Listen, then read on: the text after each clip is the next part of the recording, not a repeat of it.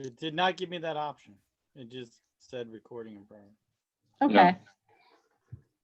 And Taylor, are you able to share your screen? Yeah, Mike, or Michael, I think I need you to make me a host as well, or give me the powers.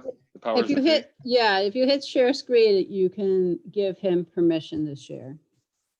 Wait, what? What do I If you have hit to share do? screen, you could give Taylor permission. You just give all participants permission to share. Mhm. Okay.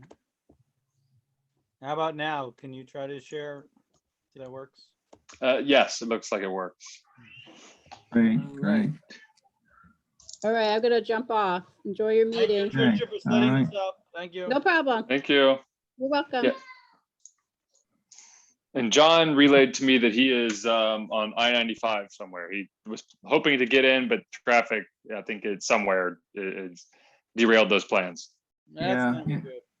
His email said he was somewhere in the Washington DC area, so it was pretty clear this afternoon he wasn't So gonna.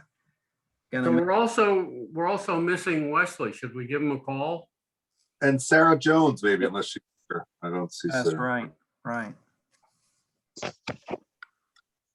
I'll send Sarah a message if I can here, Scott, maybe quick. Yeah, I'll send Wes a message, but you know, he's like me. He's not attached to his phone.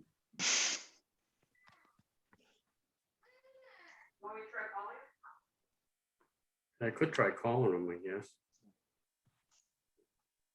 I really apologize. I missed the last meeting. It was just because I completely forgot it. And I wish that somebody had called me, but again, I shouldn't depend on you guys to keep my brain going. Well, we all can forget. That's You all got a lot going on. Mm-hmm.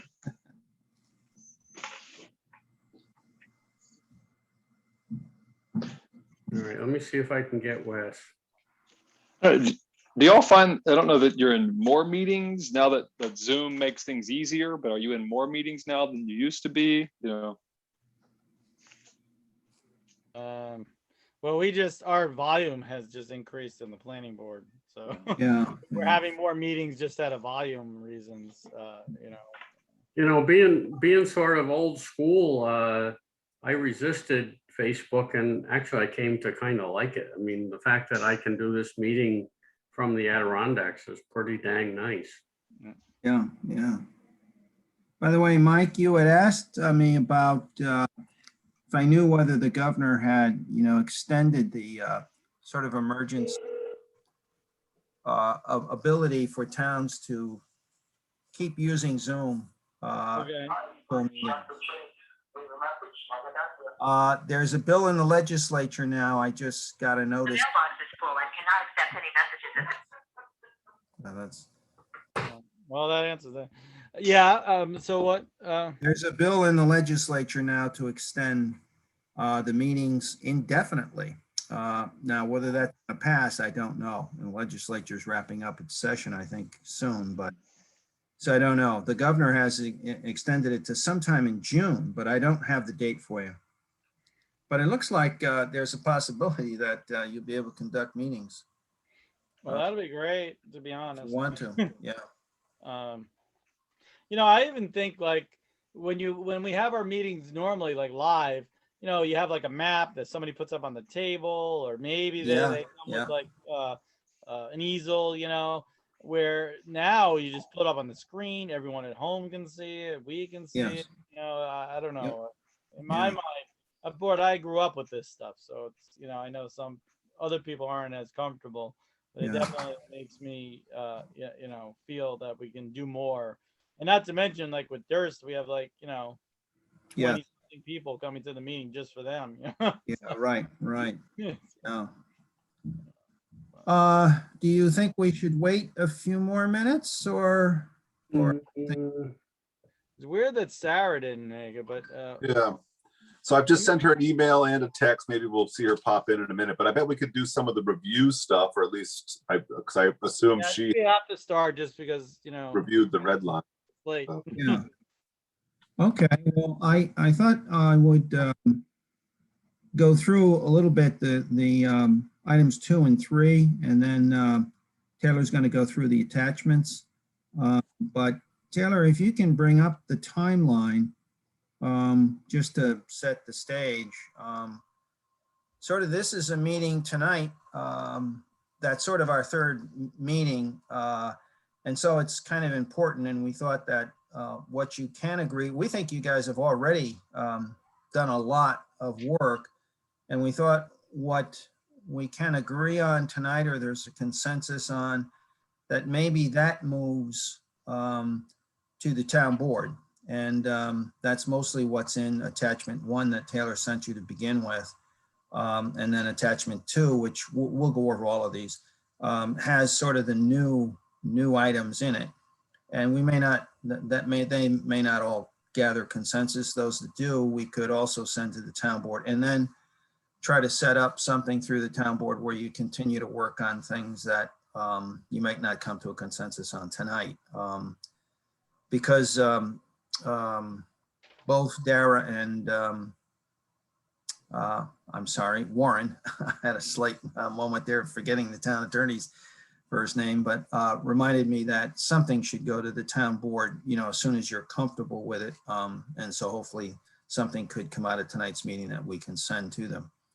And then you can see here, so the 3 meetings we've had that were scheduled to try to meet initially with the town board in either June, as you can see, this timetable says June, month 4. That may or may not happen. I don't know yet. They haven't set that meeting. And I think they're waiting on, what comes from you all.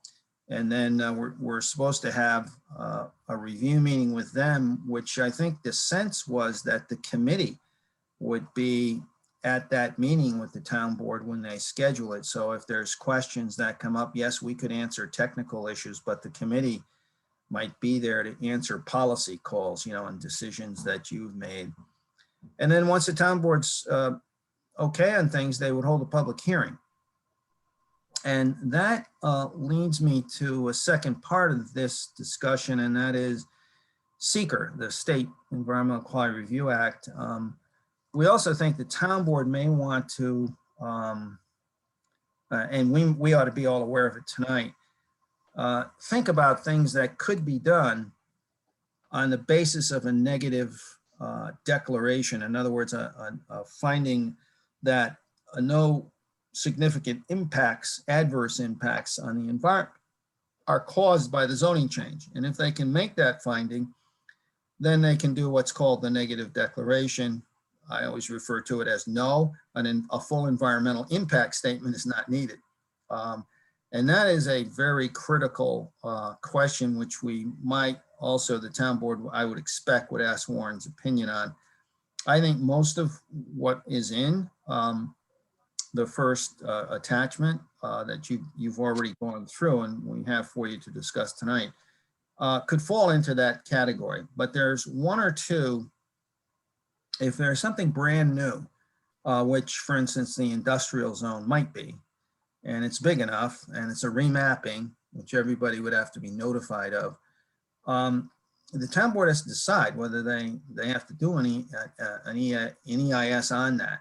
I'm hoping that the answer is no, but I wanted to raise SEEKR to you because some issues may raise that issue. And it's a town board call in any case, but I think as much as possible, if we could get them things that are pretty safe tonight, they might be able to have, 1 or 2 or even 3 public hearings, because I can see, stuff that, or items on the agenda that could result in, just require the environmental assessment form.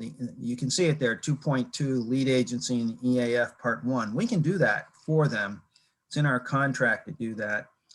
But if something results in a full environmental impact statement or EIS, that's not in our contract. They know that. And so they would have to decide how, on an item like that, how they would handle it. So it's to be determined on that. But if they can get through a first public hearing on things that are, your sort of attachment 1 items, at least they could begin getting zoning text revisions in place. And so we could do that I think still we could do that in a pretty timely way within if not a 6-month time frame, a 7 or 8 month time frame, depending on how the town board reacts to everything. So that's the overall timeline. We are on schedule, I think, but we're at a point now where some things are going to go hopefully to the town board, and some other things that there may not be full agreement on. We might want to have another meeting with the committee. So Taylor, I think you can go back to the agenda just as to bring up. So sort of I've covered, I guess, the 2-part submission to the town board. What we can do tonight, I think, is where there's consensus, we could get things to the town board. And as you go through them tonight, I might make a note on where we see seeker being just, an environmental assessment form, and where there might be a question. And usually what an agency would do, elected officials would rely on the town's attorney to help them make that decision, as well as ourselves. We can make a recommendation. So, any question, discussion there before we actually get into the attachments? Yeah, two Yeah. points, Frank, if I might. One is, does the town board, in your contract with the town, have a provision where they could buy an extra meeting if they needed to? Oh, yeah. Well, it doesn't have, I'm sorry, it doesn't have that provision. I think that Dara is aware. And in fact, Warren, apparently, he told me this, had a discussion with the town board, because I wasn't there. So I'm just getting this from Warren, that he felt that certain things we're getting into were using up a lot of budget. And he said the town board ought to be prepared to maybe authorize, maybe establish some budget amendment. Now, I haven't talked to anyone else about that, just Warren. Yep. Terry knows, though, she's got copies of everything. And so as supervisor, she knows, where you are, and she's been filled in at the town board by the other members of the committee. So, Sure, and I like the suggestion, normally with seeker, I don't know, they talk about projects and segmentation, but with these alterations to the zoning law, some of them are so benign that it seems like that to the extent that we can, we should group all the ones that will not, common sense would say they will not have a significant impact on the environment. Group those, get those, and then deal with the others a little separately if need be. And I almost think that most of the things that we've talked about, we've kept the discussion trying to still be in keeping with the comprehensive plan. And I think that, a lot of our stuff has been either clarification or trying to reinforce the previous planning that's been done. And I think that gives you a lot of leeway to say that it's not having a significant impact.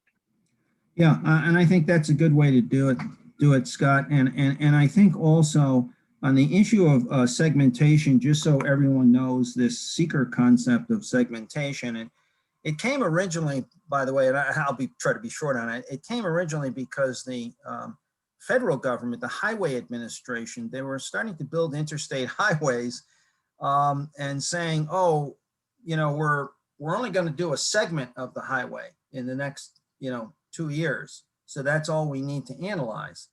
And the courts eventually said, it took a while for this case to mature, but eventually said, well, wait a minute.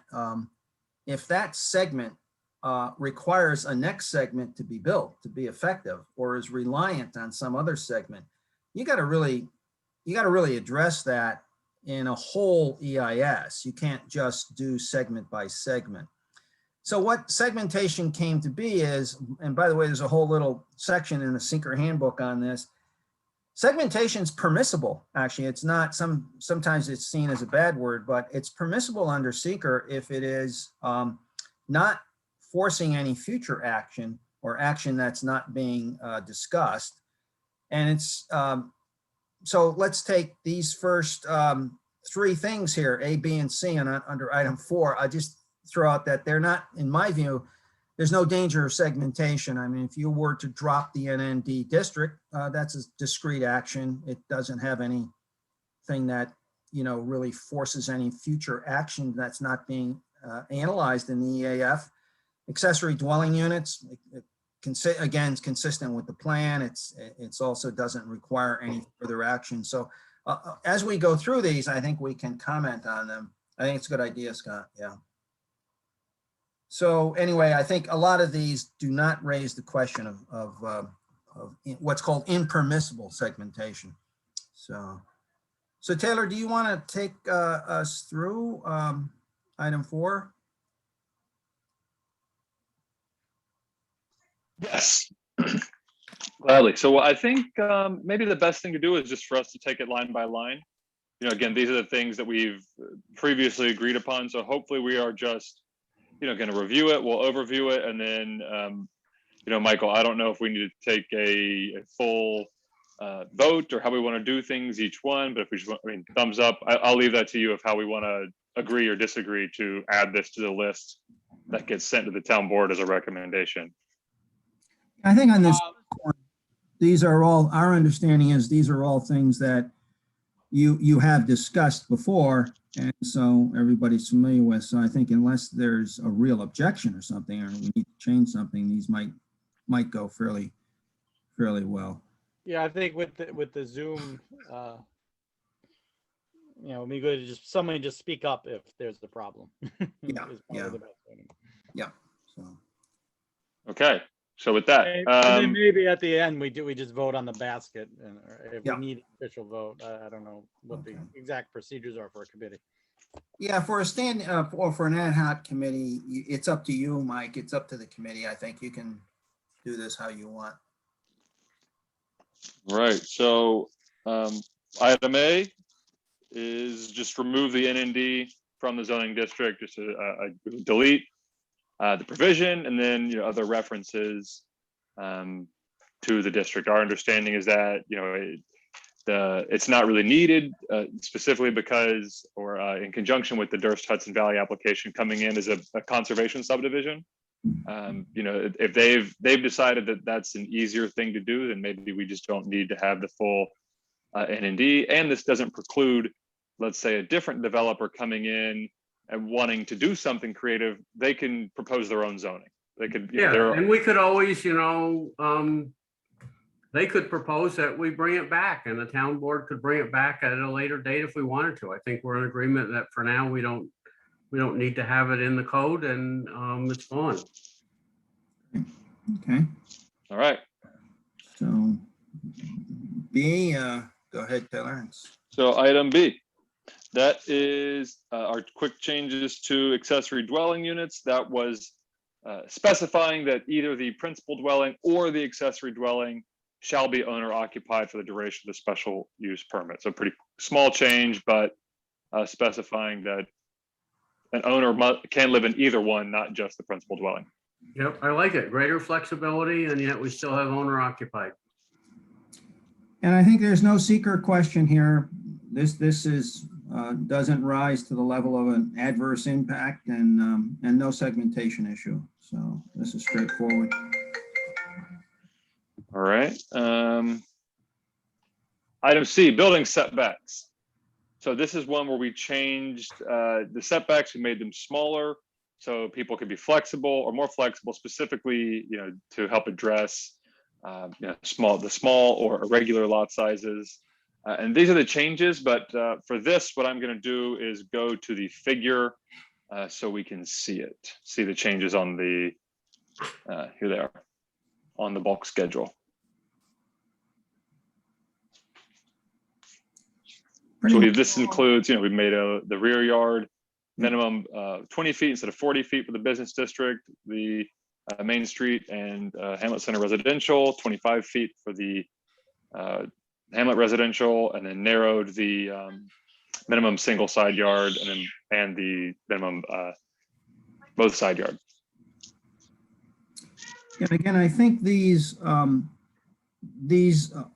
don't, to me, raise, real seeker issue. I think that they, in the EAF, we can handle this, and I don't see anything but a negative declaration here. So I think these are probably in that first category, that first bucket, Scott, that you talked about. Yeah, I think we had lots of discussion on this, and I think that everybody was fairly pleased. All right, moving on. I like our pace so far. All right.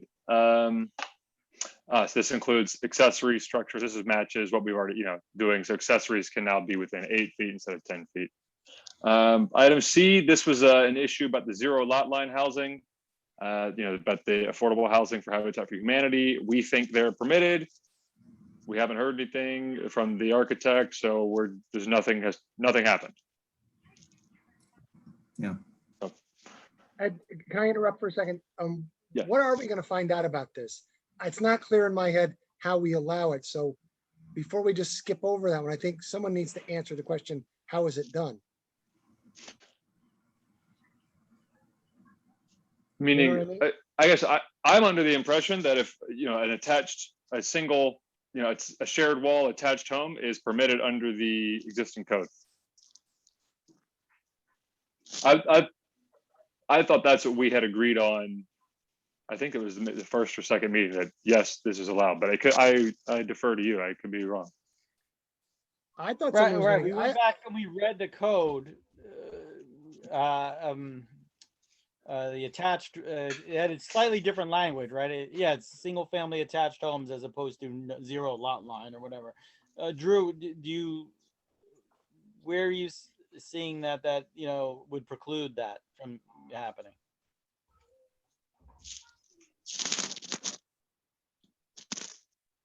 all right. I mean, if you guys are comfortable with it, I'm fine with it. I mean, it's going to be done by special use permit anyway, apparently, right? Well, Drew, our reading of it, and we just need to re-verify, the code does allow single family attached units. Right. And if it does, there would be a dwelling single family attached to. Yeah, this is my understanding right here. And by the way, Drew, I'd have to ask you again because you're the sort of expert on the code. But to us, a single family attached unit is, they're 2 townhomes if they're attached. In other words, on one end of each one, that's a 0 lot line because those 2 single family homes are attached.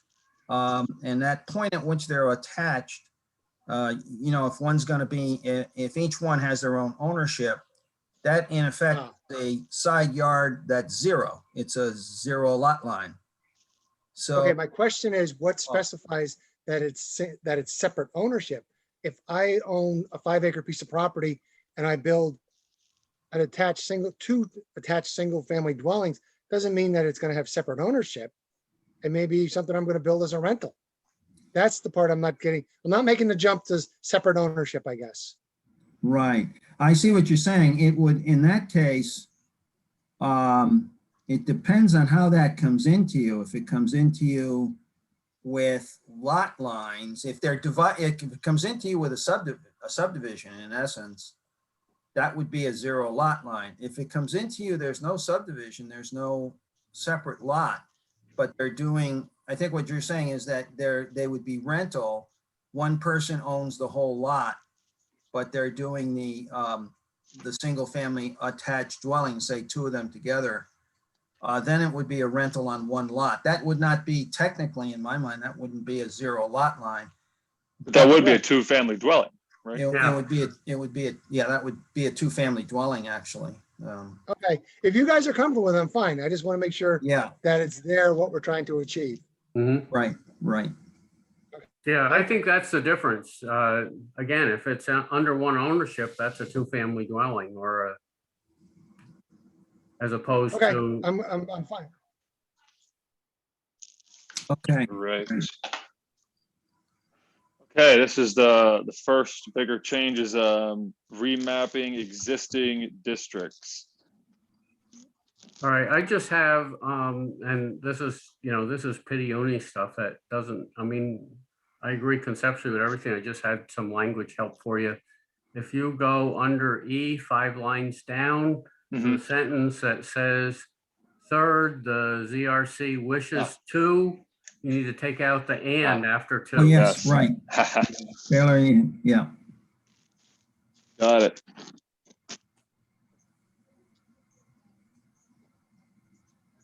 And Taylor, maybe on this,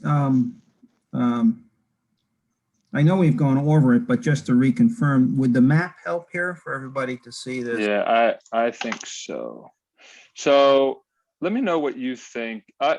We can just do the proposed, is what I thought, and then this dark line shows what's different. Oh, I like that. That shows it well. So, we can start the business district. It's 5 lots now. I think a change in 5 lots that have been added from the main street to the business. So they're circled in black, and Yep. They would be added to the red. Yeah. Correct. And they were previously Main Street. The previously HCR portion of the Burlinghoff property is we're proposing to go to Main Street, connecting with the existing Main Street district down here. So the entire lot is this, we're not touching the wellhead protection part of the lot, just the formerly HCR or the HCR section. This is Leah's Mountain House going from HR to HMS Main Street, connecting across the street and reflecting the existing uses. Changing, this is currently HR, and we're changing it to HCR, Hamlet Center Residential, which again, a big change there as it goes from minimum lot size is 30,000 to 20,000. Taylor, let me make, okay. Going down the Taylor, same thing. can you go back to that one for a moment? Yes. Thought oh yes, you're right. Yep. North of Ryan Road is HR, right? Yes. North of Ryan Road is staying HR. HR, right. Got it. Yep. Going Might down. as well. Yes, go ahead. Yeah. So changing this was HR and changing it to HCR. And then the big change here is the new industrial district. Right. And I believe all of these lots are currently, in that industrial-ish use or mixed use highway business kind of use that we took out these were the residential lots here that were originally proposed but have been taken out of the industrial district. Right. Yeah, and I think that it would be important to, say to the public that the allowed uses are not significantly different from what's already there, which would potentially help, minimize seeker requirements. Yeah. And I think It's also really descriptive as opposed to, a change. yeah, and it the other thing is the area and bulk standards, Taylor, we tried to match fairly well. They're not drastically different than what has happened. So we might be able to make a case, just so you know, though, just to raise it, that this is a new district, and wherever we make a map change, well, it depends on your local requirements, but normally you would notify all of the property owners, and I'd have to defer to Drew on that, whether that's the case. But so a map change raises usually that necessity in a local code. So where you could get on these map changes a significant number of people at the public hearing, because they've got, I think they need to be notified. But Drew, we could just, we can all check on that. Maybe a later date, but on these changes, we don't think they're significant enough to have to do necessarily an EIS.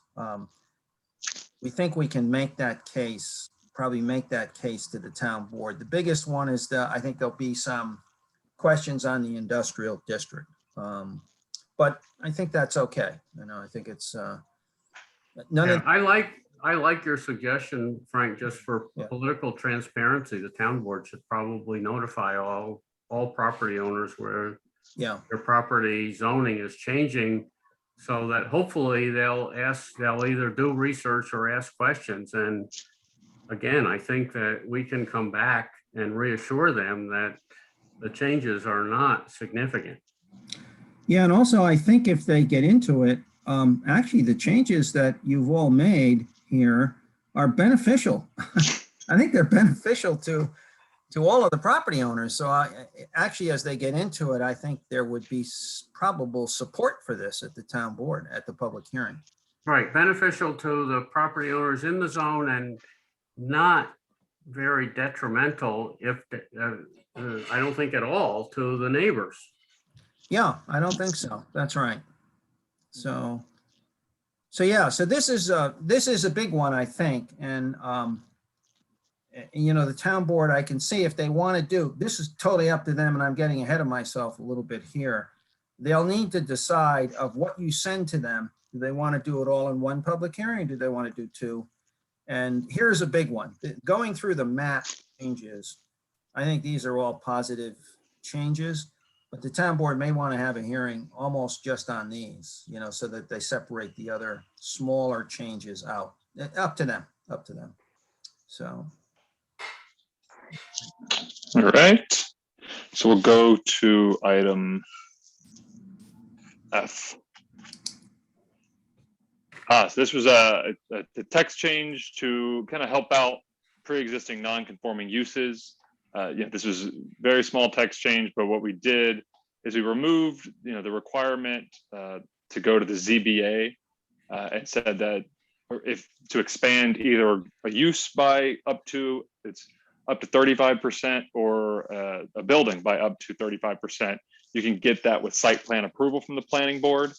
And then anything beyond that is, instead of a use variance, it's an area variance at the ZBA. So same thing, just trying to help out the existing non-conforming uses. Yeah, I think this was the Liberty. It's one of the property owners' issues too. Yep. Yeah. Yep. And again, I think that there were some language, again, there's no issue with the concept, but I think that you might need to read through. And I'm looking at, let's see, I did this 2 hours ago here. So I'm reading under B, it's 1, 2, 3, 4, 5, 6, 7, 8, 9 lines down. And so we're into this thing, in accordance with section 12 of the zoning law, any proposal extension that singly or cumulatively exceeds 25% of the gross floor area of the structure, but less than 35% may be allowed upon, I would just say upon site plan approval by the planning board. And take out that fine. application to and approval by. Right. That's a good change. Yeah. Yep, you're right. Make that change too, yeah.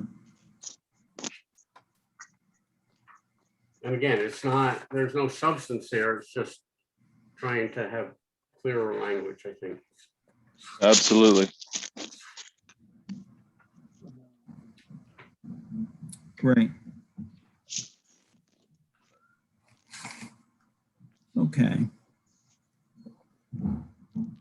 All right, noted. Okay.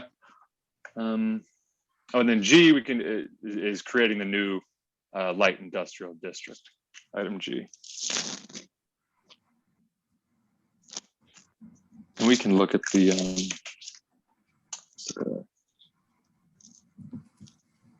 so a lot of the uses that are, you know, in the light industrial district are permitted or very similar to what's in the Main Street district.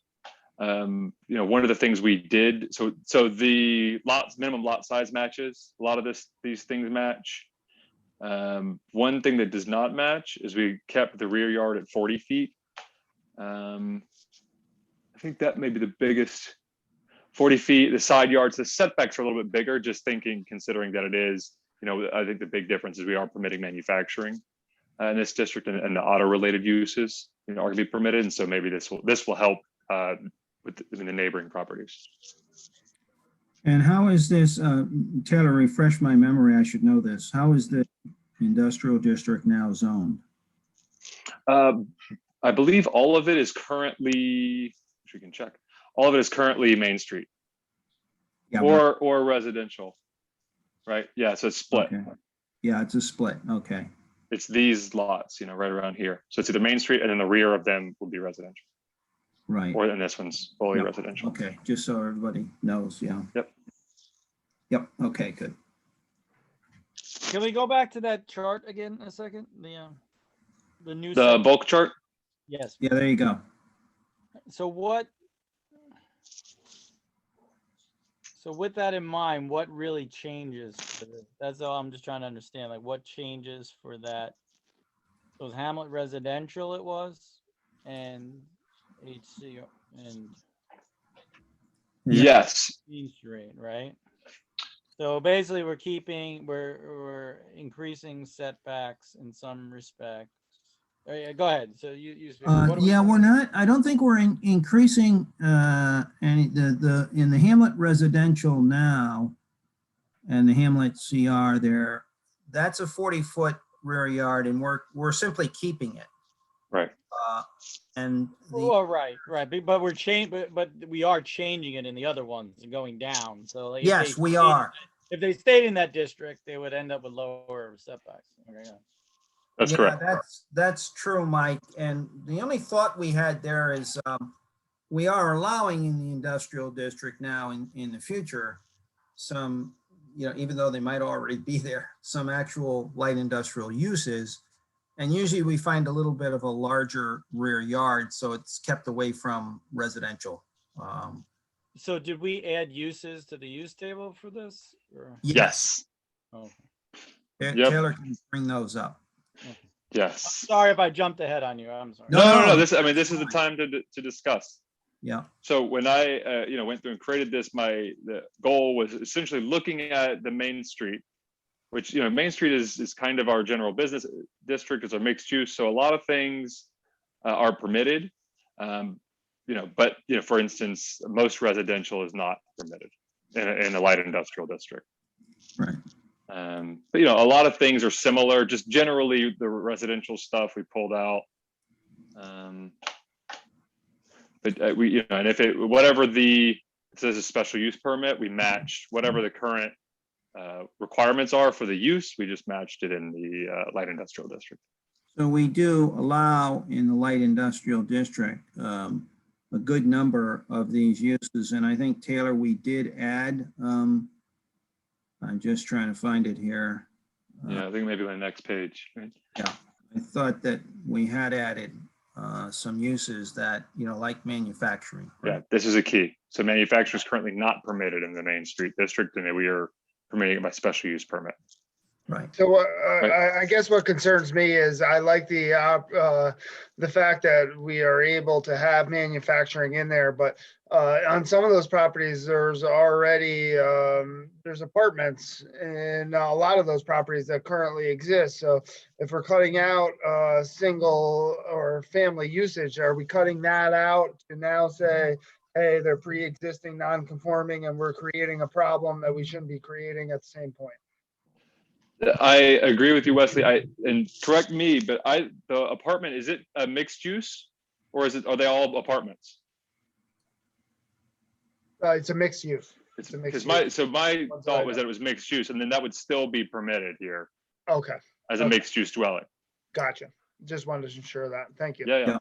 Okay.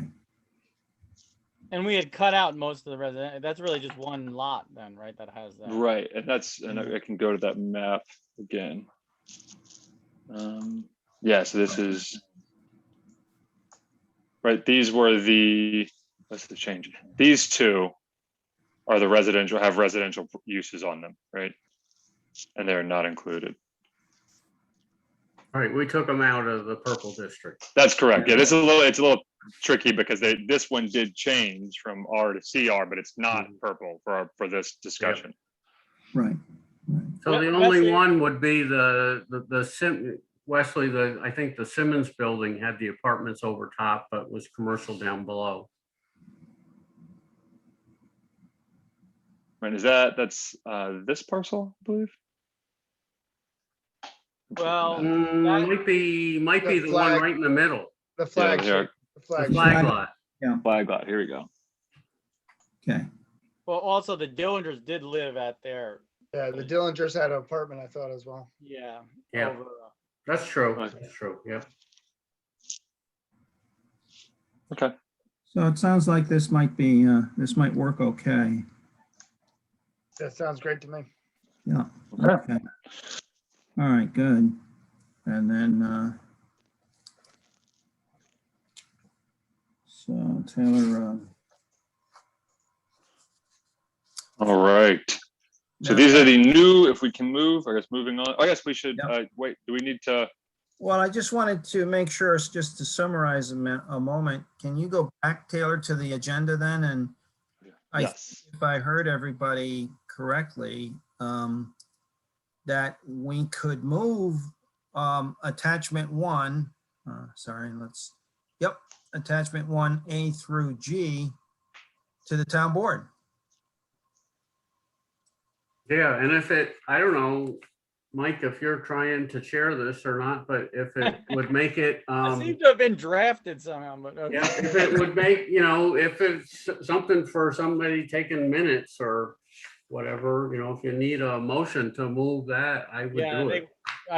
yes, let's do that. Can I have a motion to, what would you say, send items 4A through 4G to the town board for consideration or whatever? Yeah, that's fine. Yep, so I make that motion.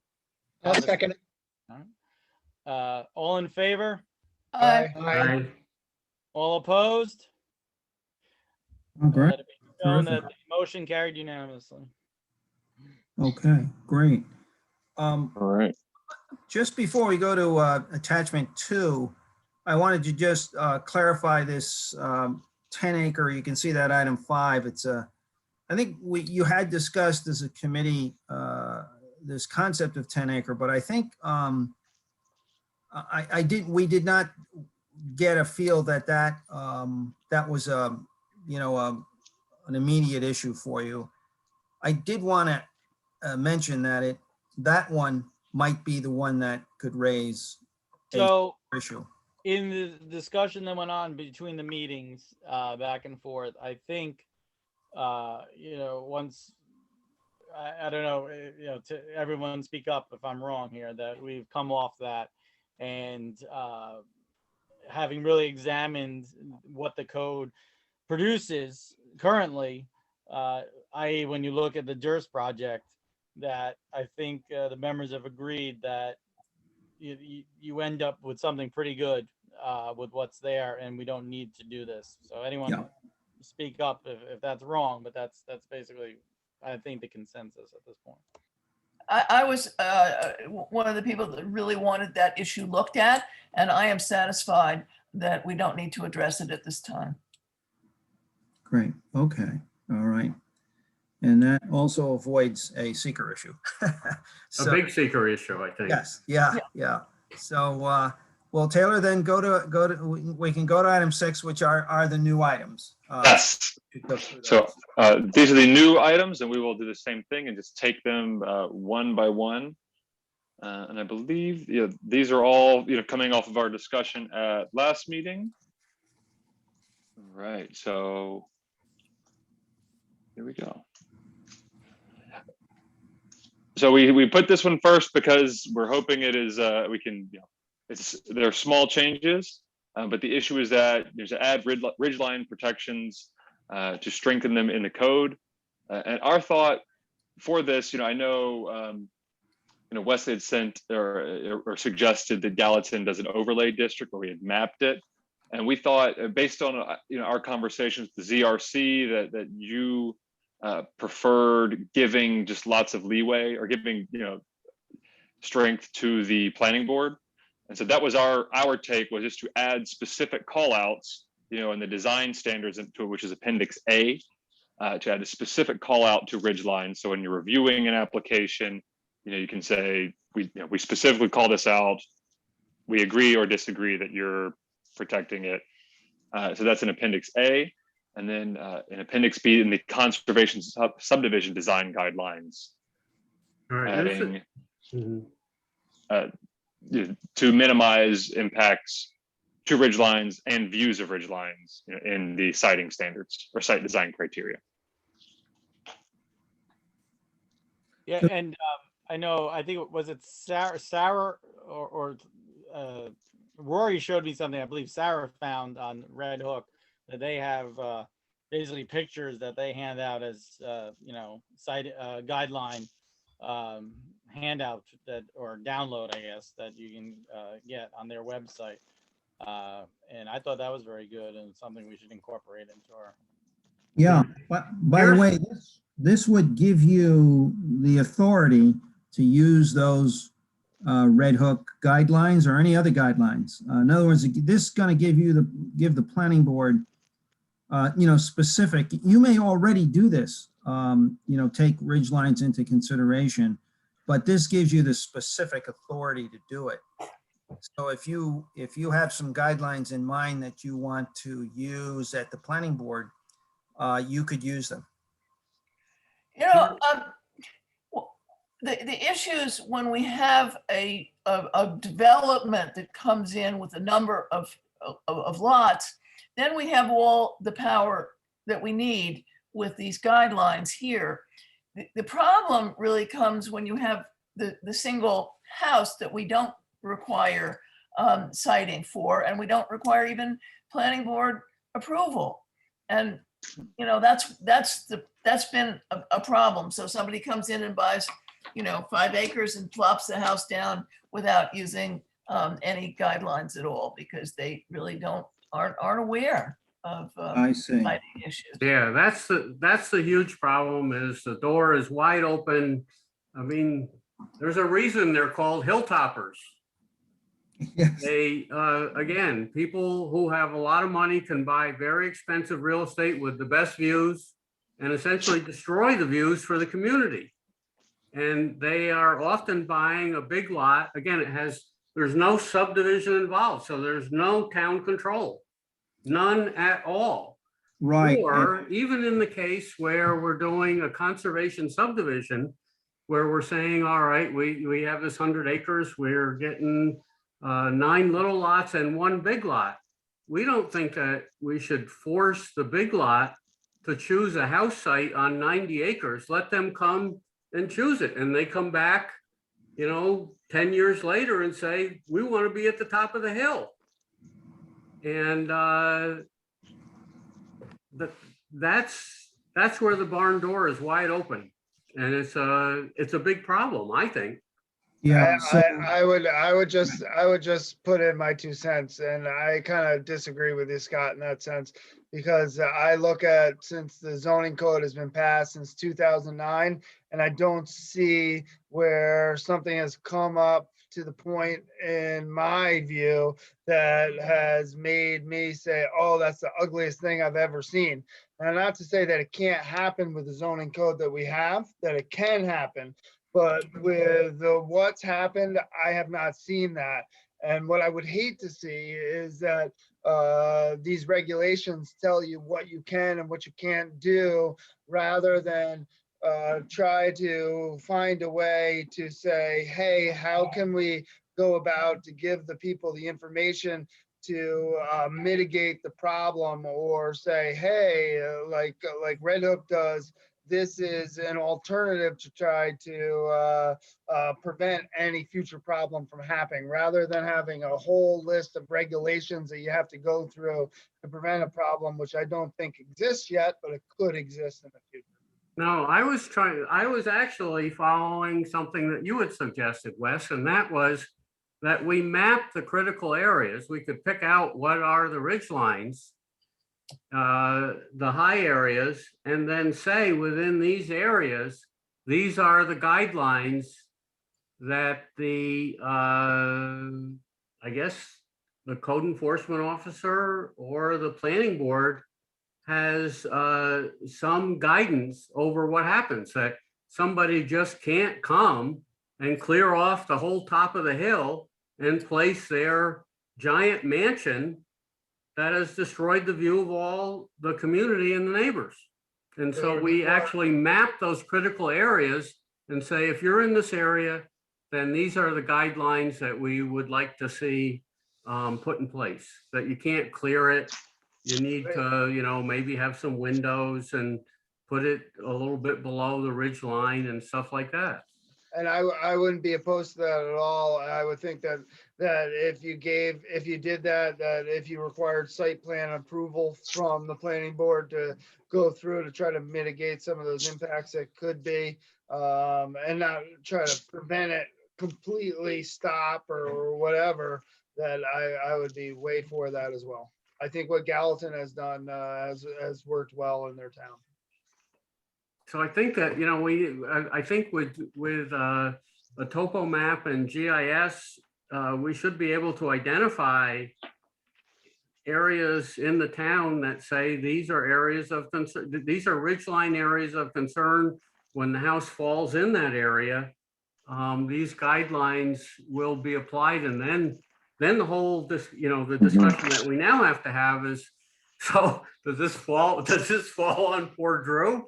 Or does it, or does Drew say, geez, I don't want this. I think that when I have a house that falls into this, it needs to go to the planning board for some sort of a sketch design. Well, that's it. Drew has to make the determination in any of the scenario. Like, you know, you'd have to say, oh, I believe that this house siting would fall within, you know, possibly, you know, or on a ridge line or affecting the visual impact needs to be looked at by the planning board and then referred to us. So, yeah, I would rather it not. I mean, we're very fortunate to have, you know, Drew, a very competent and reasonable person, but I worked in a lot of towns where that's not the case, and so I would rather it not be left to one person and hope that they're competent and reasonable. I would rather that it go to some sort of a group thought with the planning board. Because, well, I mean, then you would have to do, well, no, but he has to make the determination unless you're going to require a site plan for every house. And so Mike, if just in the area where we've identified that it's sensitive. Well, that's again, that's the second. So then you're going a step further. Then we have to, you know, have some sort of process where we determine what those areas are. You know, that's, you can't, you know, we're going to have to map it out, and it's going to, yeah, you know, in my mind, that's like a whole, you know, thing unto itself. No, where we're going to have to say that these are the ridge lines, and then we're going to have a public meeting. And I mean, would you not agree, Frank, that sounds like? Yeah, I think it might be, one thing is it could be a step two, though. In other words, this helps you. I think this helps you wherever the planning board has site plan and subdivision authority. So that's over any standard subdivision or conservation subdivision, minor or major subdivision. So what you know, once the ridge lines that I think a second phase might be once the ridge lines are mapped that you're concerned with, then you could simply, one way to say is wherever those are mapped, it's subject to site plan review by the planning board, or it's subject to limited site plan review for siting using the planning board's guidelines. You know, you just give the planning board authority there in those mapped areas. Yeah. I mean, the thing that I ask everybody to think about is it's a long-term thing, you know. One house and, you know, one set of lights and sitting up there on the ridge, is that a big deal? Maybe everybody says, well, nah, you know, it's not terrible. It's like, it's death by 1,000 cuts. At what point, you know, now suddenly, at this point, there was only one house, and now 10 or 20 years later, now suddenly, you know, whatever, the population has grown, the creep happens further north, and now you've got 25 houses up there on that ridge line. and everybody has destroyed everybody else's view. So my question is kind of a process question.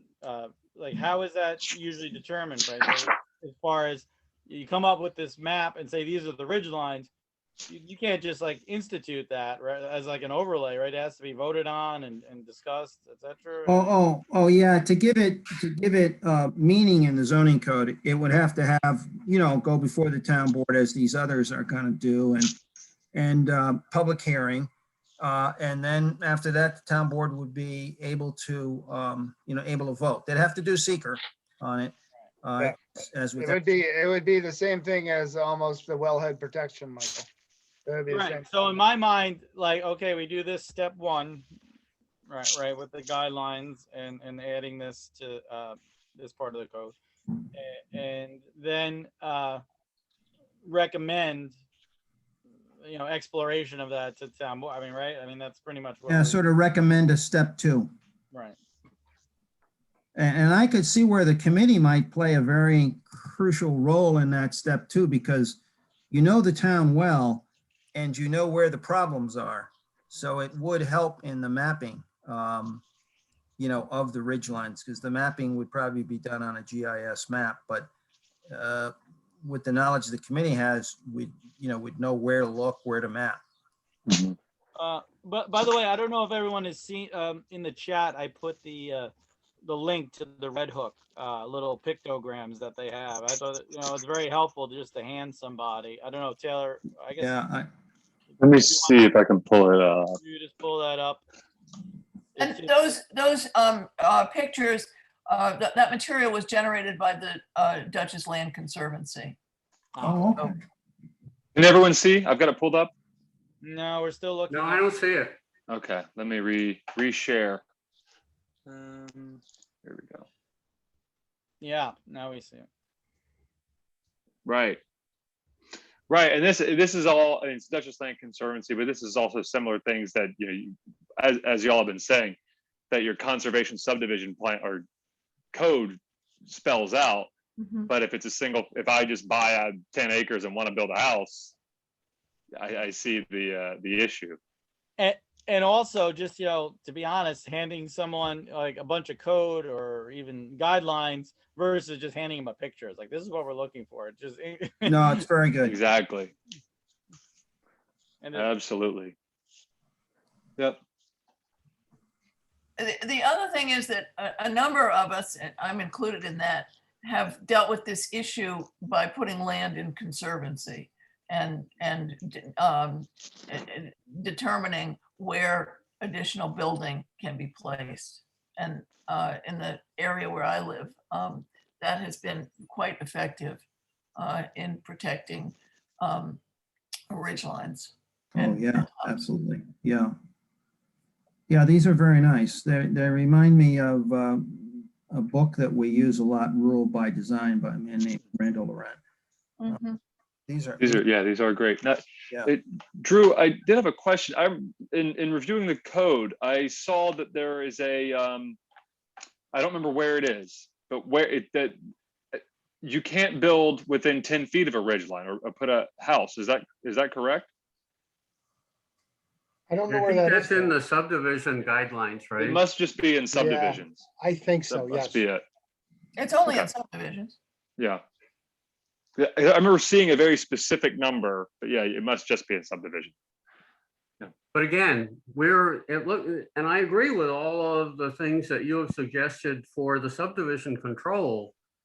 But I think that, folks that come in and have had, and we haven't had big incidents of it. I think that probably the doctor right behind Sarah is the most recent one. She built, she's wide open on the ridge line and you can see her from a long ways. Yep. Yeah. There was, I remember I've told you this story about, where Andy Santander lived. They built right at the, top of a round hill and built this modern house. There were letters to the editor about how ugly that house was and out in the middle. Yeah. That was 20 years ago. Yeah. Well, these are very helpful. I mean, I think we ought to then there ought to be, this ought to be an item for maybe a phase 2 effort. And we say that to the town board, that, what we would need to do is develop this and discuss with you, the best regulatory mechanism you want to use, but the key to the regulatory mechanism is to map out the ridge lines. I would think. I agree. It sounds like what, at minimum, the best thing to, or at minimum, something good to do,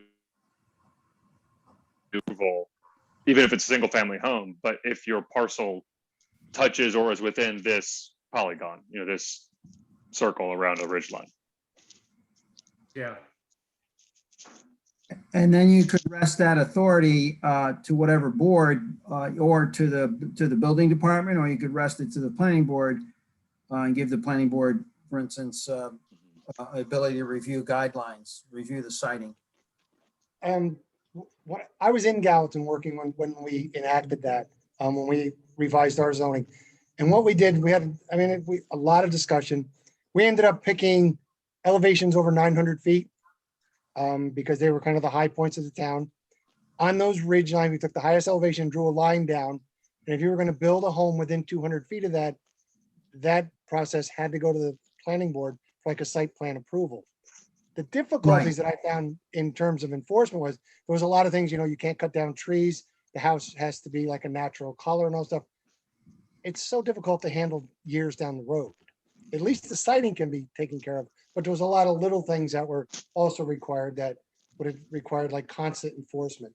But it's definitely, it was a step in a really good direction. Okay. All right, great.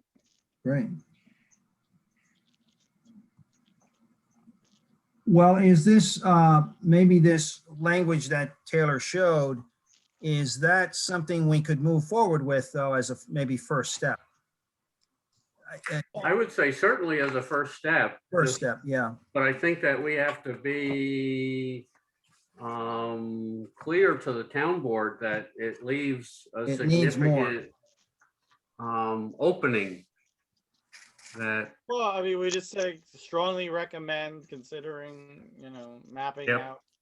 Yeah, going to that second step. So that's something for another, an additional. Mhm.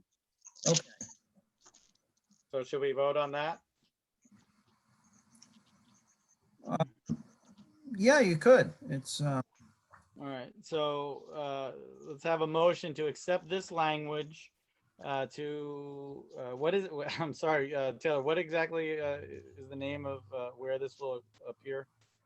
This is in the Appendix A Design Standards. So I've got it right here. Appendix A Design Standards, Section E, Rural District and Wellhead Protection Design Standards. So it's Of the subdivision guidelines, right? right. This is Appendix A, which is separate. That's just site guidelines. Right, I've got it right here. Yeah. Design standards. Design. But Okay. we're making changes in 2 places. Okay. Oh, okay. Where's the second? And the second place is in the Conservation Subdivision Design Guidelines. So I can pull up quickly. This is Appendix A, Section E. So here. Right. Section, where's it? It's here. Rural District and Wellhead Protection Design Standards. Mhm. And then just adding, I believe it's we're creating number 6.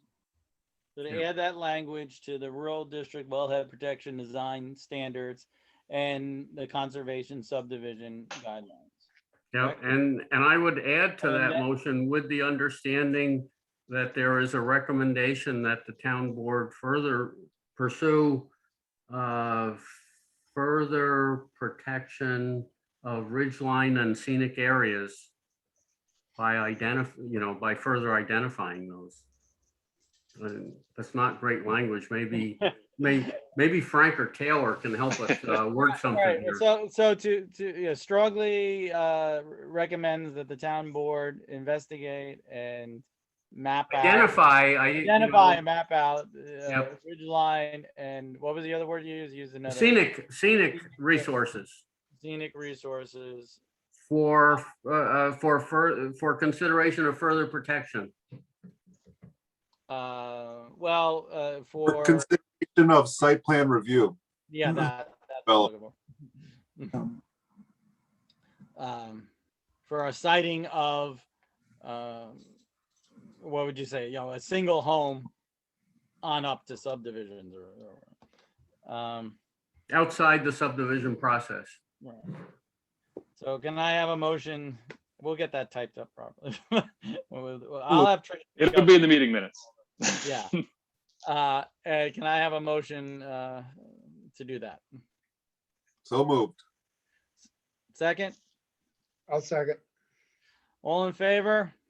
Aye. All Right. opposed? Let it be shown that the motion passed unanimously. Great, Okay. perfect. Okay. Next. So All right. move then to,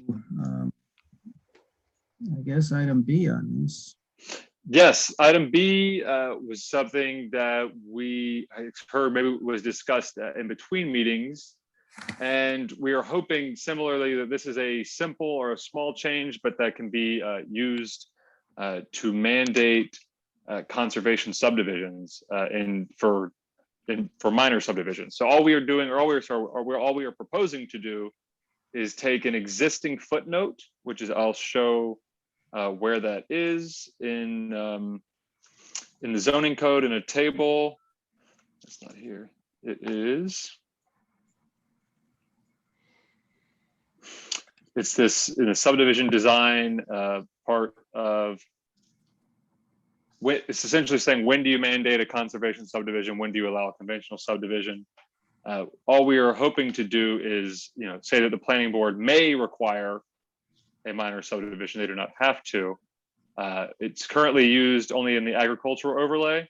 We're proposing that it's used in the rural and wellhead protection districts for minor subdivisions. And then we're proposing to expand the footnote by saying instead of just being the preservation of agricultural resources, we're adding open space or the preservation of open space or the preservation of natural resources. So this doesn't mandate anything, but it allows the planning board to come in and say to an applicant, you have to do a conservation subdivision instead of a conventional subdivision. So essentially, this sort of expands your discretion to those smaller subdivisions. Yep. The minor subdivision. Yeah, I think that's good. Great, great, okay.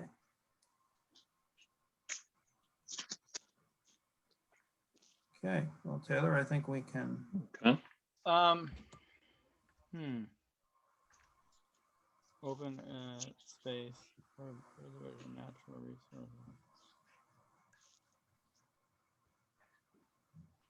resources. I mean, well, yeah, I guess we don't have it mapped, then we don't have it do. I was just gonna say, like, you could probably add ridge lines there too, and then you'd end up bringing that process in. But, Oh, let's see, we hadn't thought of that. Yeah. Can have an impact on the preservation of agricultural resources, open space, preservation of natural resources, and we could say including ridge lines. But this is just for subdivision. I mean, we could. Yeah. We could. Yeah, But why this is for not? subdivision, so Strengthen it's not going to address our original problem. But That's we true. definitely It's not could. going to address the original no. problem, right? But I mean, Yeah. but in the future, once they're mapped and everything, and like you said, but well, whatever. Anyway, it was just a thought. Let's leave it as Yeah. it is. Okay, all right. So, well, first of all, does everyone feel that this is good enough for this and solves what we were trying to do there? Or anyone feels that it doesn't? So then. Seems like a step in the right direction. Okay. Right. So, I guess let's vote on this then. Let's have a motion to add this footnote to the type of subdivisions allowed table to minor subdivisions 2 to 4 lots in the RNWP district. So moved. I'll second that. All in favor? Aye. Aye. All opposed? Let's show that passed unanimously. And on to the next one. Right. All right.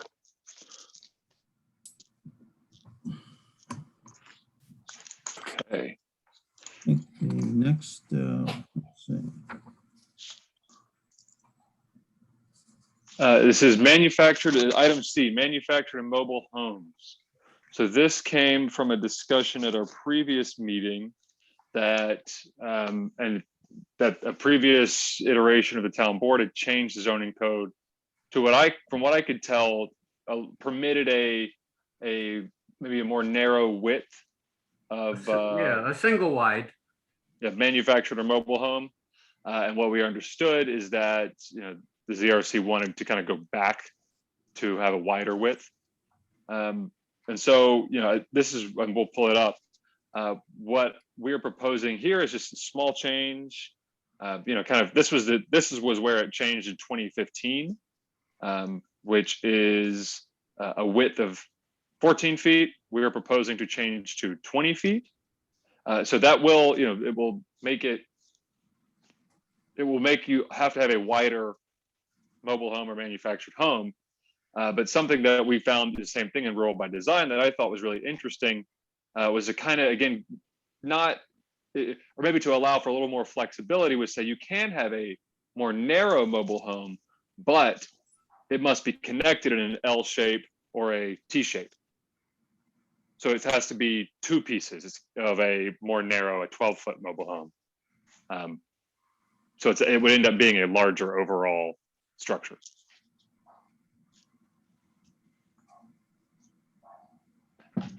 And what I can do, I'll go to where I kind of the source for this, where I got You this. might want to show that source, right?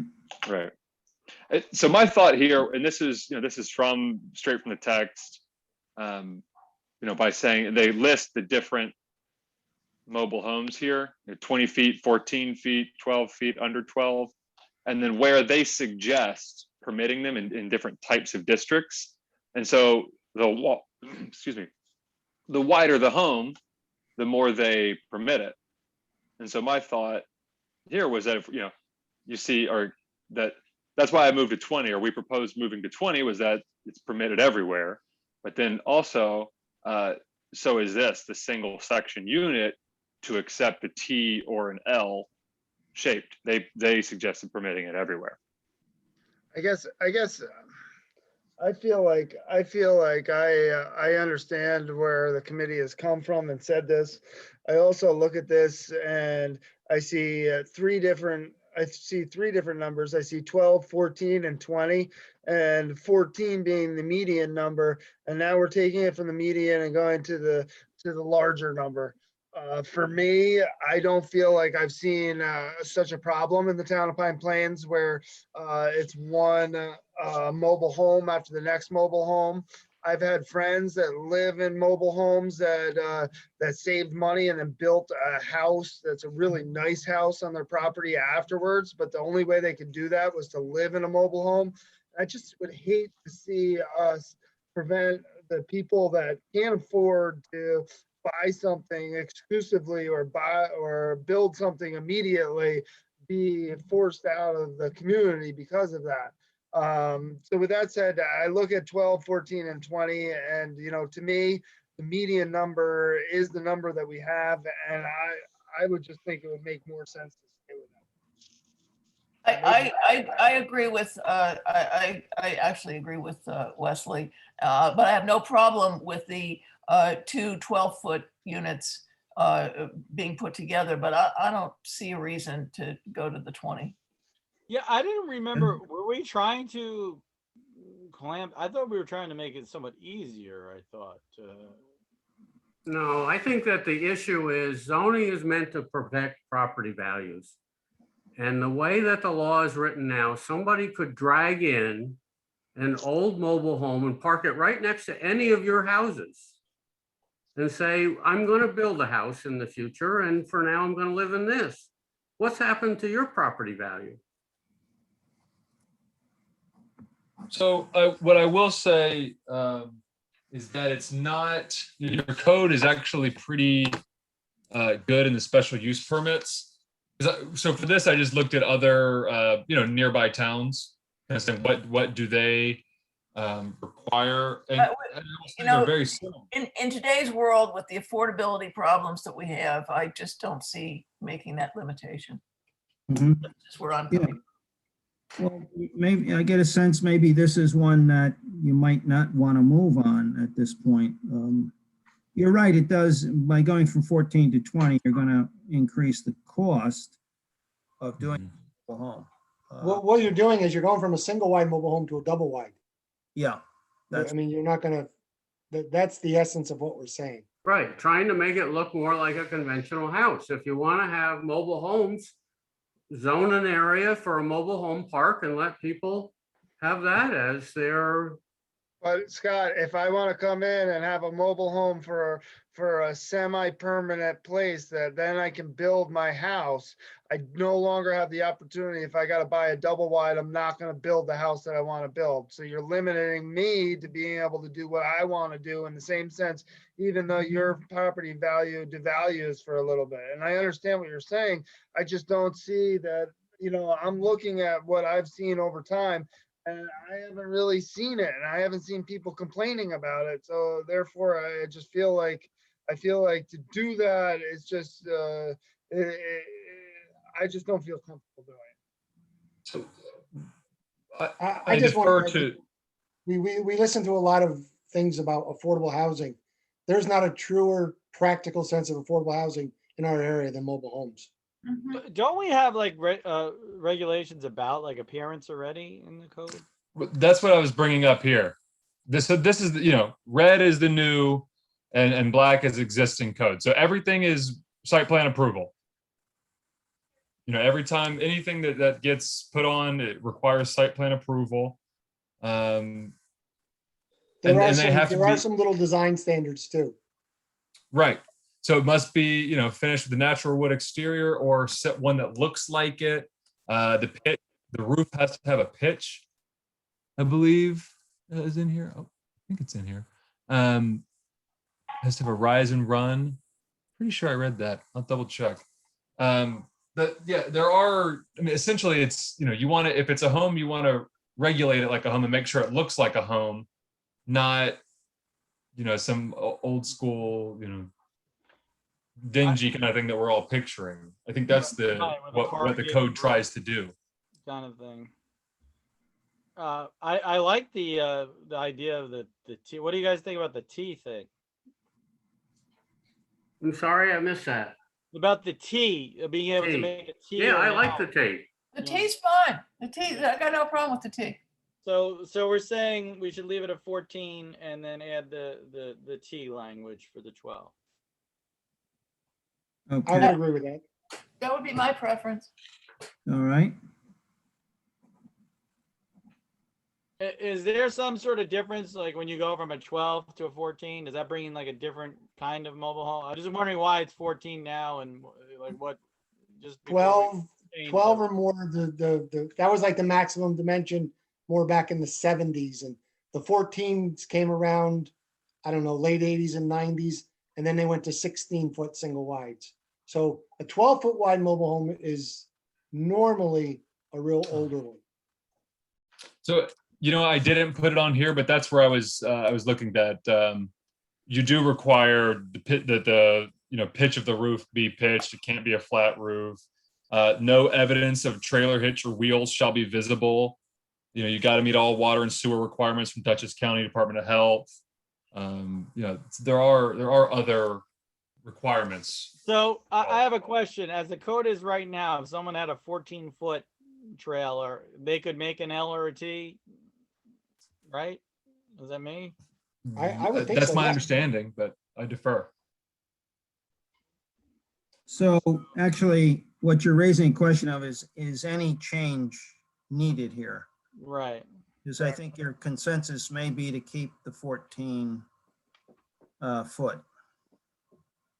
I mean, I have no knowledge of these things. Like, if that really is, like, they don't really make 12-footers for the most part. It seems like what Drew was saying.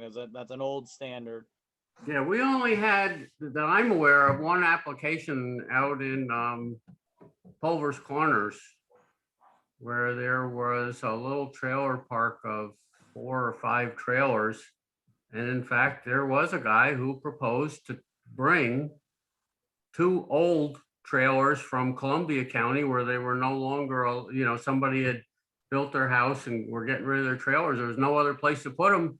They were bringing them to Pine Plains because we were the only place that still allowed it. I see. Here, though, I think a key thing in this code I hadn't appreciated before is all of these manufactured homes do require site plan approval. So the planning board is going to see them. So that's a help. I think what the issue was is going from 14 to 20 feet is increasing the cost of it, I guess. And that's an affordability issue. Yeah, I think it should probably just stay the same. Like, they could do the L or T with the 14 as it is. I wouldn't want it to go up, in my opinion. And I think the board is, well, most of the board, most of the committee is saying that they feel it may be too burdensome to make it 20 feet. And I think with the design standards, and we asked for, I think we've handled a couple of these since I've been on the board. We've asked for elevations of, and see what it looks like. I don't know. That's Yeah. So maybe this particular one is not something we move forward on then. Maybe we leave it the way it is what you're saying, I guess, Mike. Yeah, I think so. We've seen, like, if you go like down behind the high school, there's a bunch of people have put mobile home. I think most of them are double wides that people put in. There are still some older ones, sitting there, the older type, like they have the flat roof and they're like, part of the roof is higher than the other part. I don't know what you would describe that as. It almost looks like a camper. None of those are new.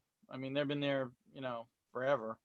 And actually, there was a lot more of them back in the day, Michael, but they've built homes there afterwards, where that has gotten removed, and then a permanent structure and a actual foundation has gone in where it looks good.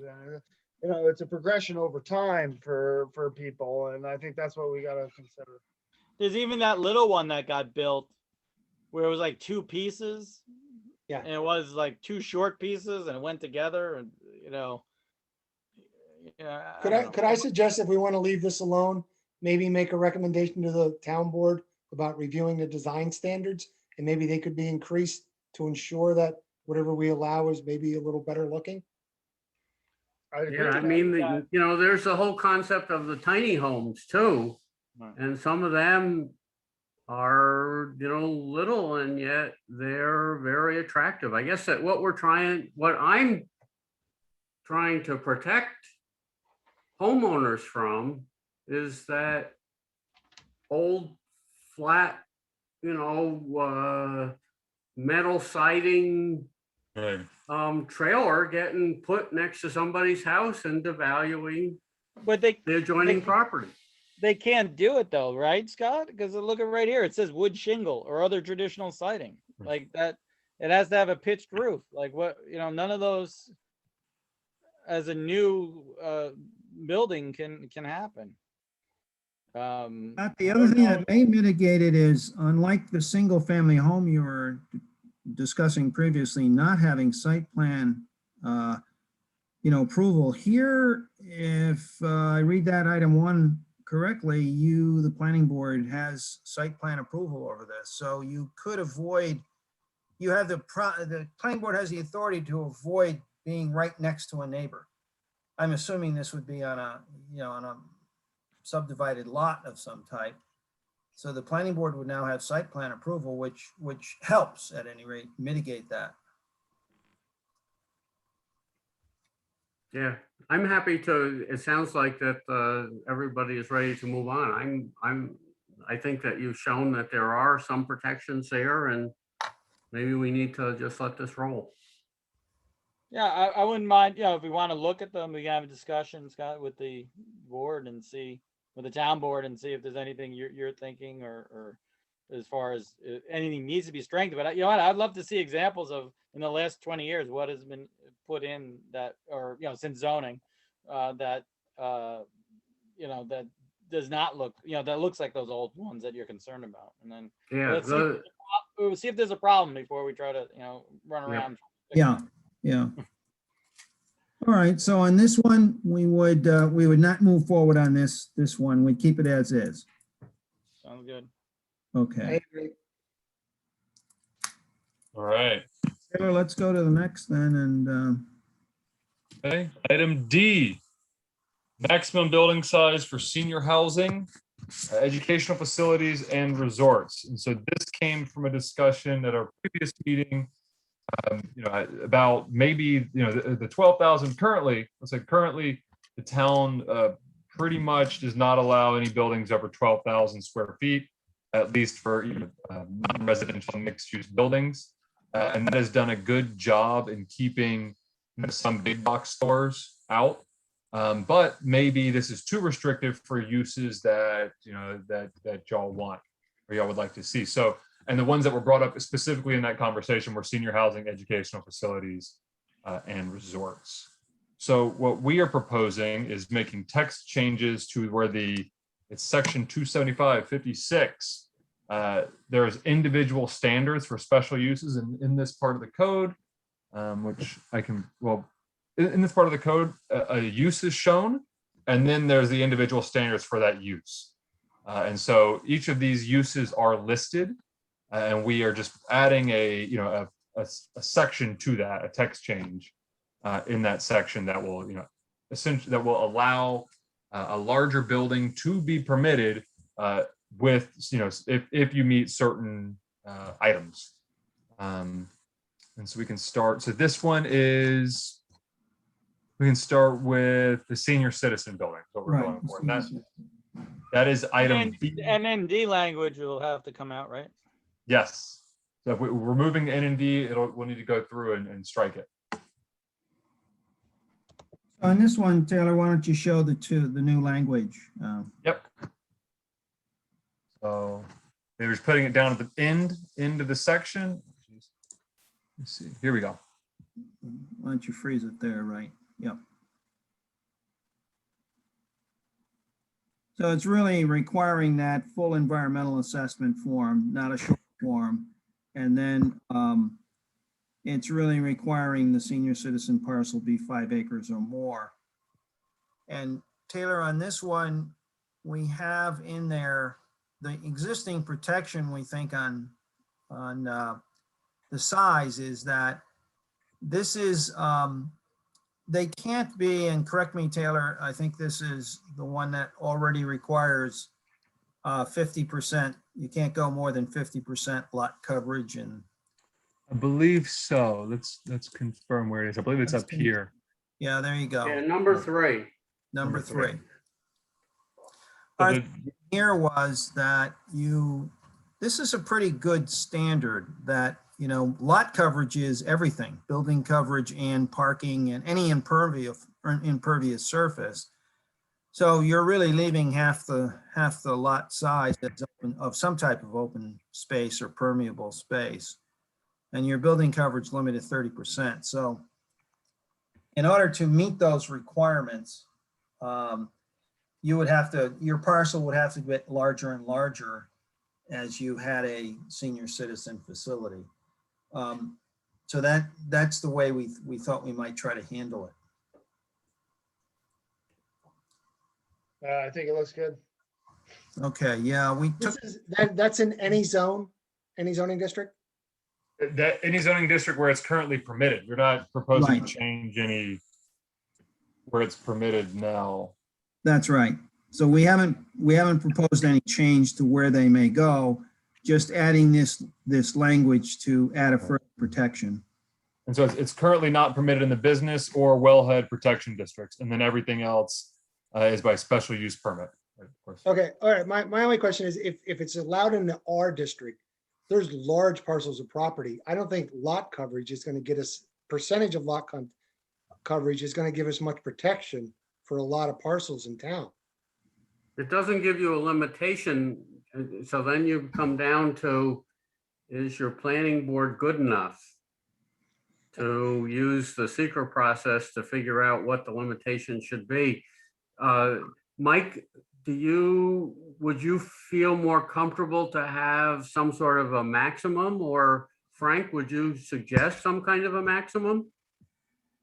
We could, that was a little bit the difficulty here, not so much on this one where we know senior citizen facilities a little bit, but some of them are fairly, you're talking 100,000 square feet here for some of these facilities.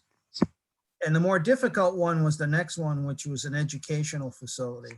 Yeah, they can be several hundred thousand square That's feet. right. If some college wants to come locate in Pine Plains, we might want them. Well, So, that's it. I like the flexibility of the possibility of accommodating stuff. yeah. So maybe, well, Frank, there's how do you say, what flexibility does the planning board have as far as like, can they just, so as this language stands here, you can just say, no, we don't like that plan. We're not going to approve it. Or does, I mean, what, I don't know if that's a question you can answer or what it.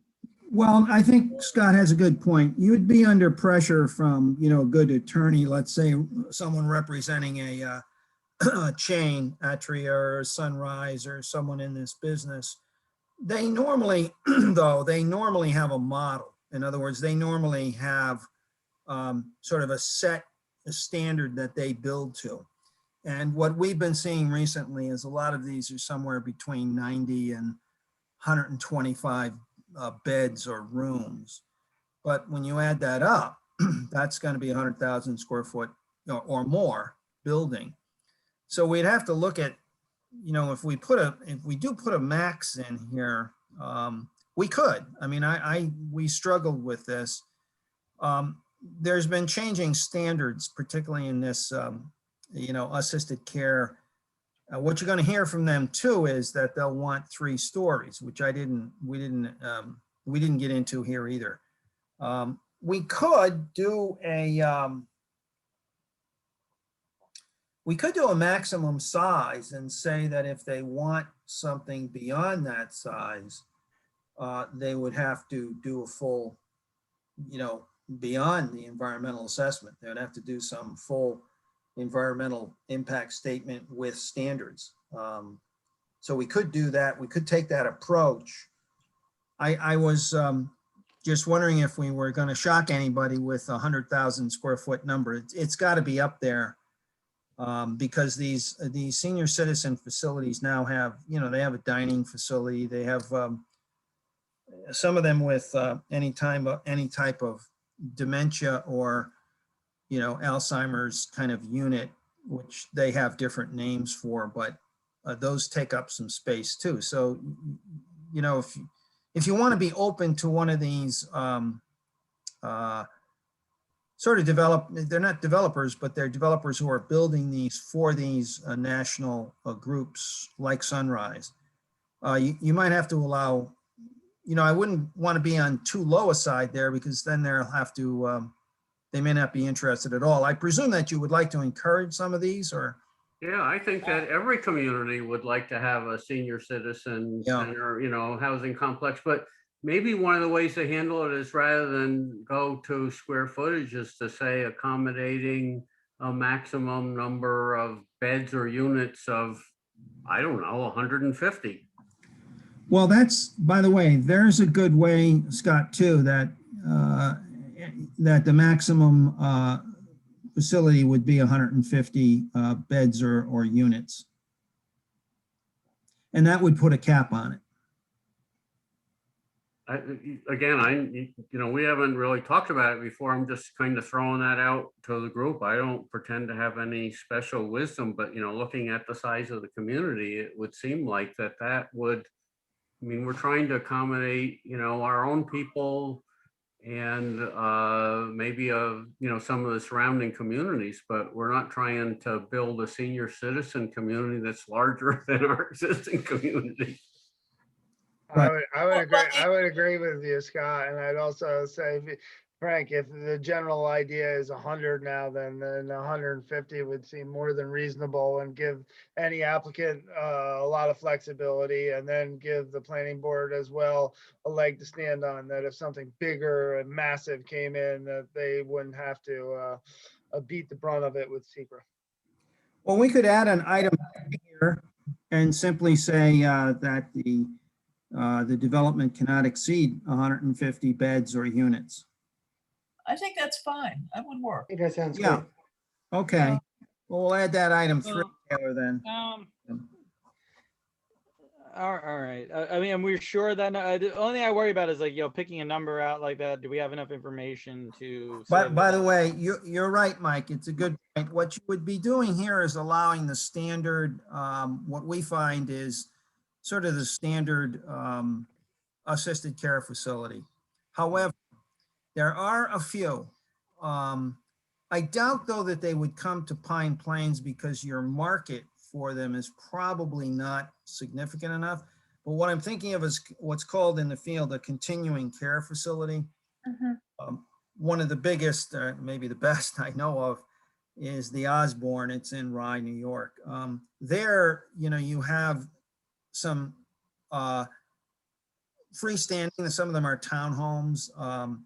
They're geared towards seniors, but they're independent living. And you can live in those, and as you outgrow that or you get older, you can move into something that's an assisted care facility. And then as you need medical help, you can then move into a nursing facility. So these continuing care communities, they are larger. They're quite substantial. And by putting the cap, say 150, you would be precluding those.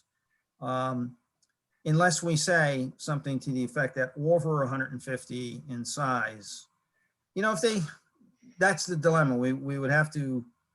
Yeah, if we could have language that said, you reach, some sort of threshold where it's either like just up to the board to just, to shoot it down just on size basis, and or require like an additional review or a stricter review of some sort where, but yeah, again, I don't know if that's even possible or what that language would be like, just to have, the flexibility. There is a facility like that over in Lakeville, Connecticut, called or Salisbury rather, called Noble Horizons. They have Noble Horizons, yeah. They have cottages, then they have assisted living building, and then they have the nursing home.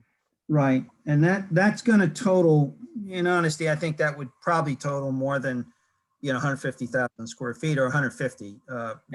And that's not some big onerous place. It's like cottages in the woods, and then there's a 3-story building, assisted living on a lake, and then the nursing home is like, these spokes kind of thing, with a central hub and then spokes coming off of it kind of thing. Yeah, and that kind of thing, could be great for the community because, just because the residents are going to age out, they're not permanent, they're not putting a burden on the school district, and they're providing a ton of jobs. Oh, yes. No, absolutely. These are not going to burden the school district. You're right. It's, we could, the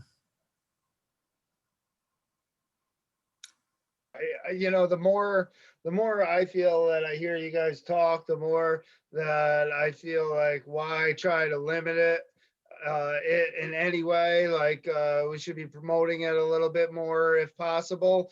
Yeah, you're right. You're right. For senior citizen, maybe we shouldn't worry about a limit. Yeah, I think the protection here, and I realize what was said earlier, but the bigger you get, the bigger, obviously, the lot size you're going to need.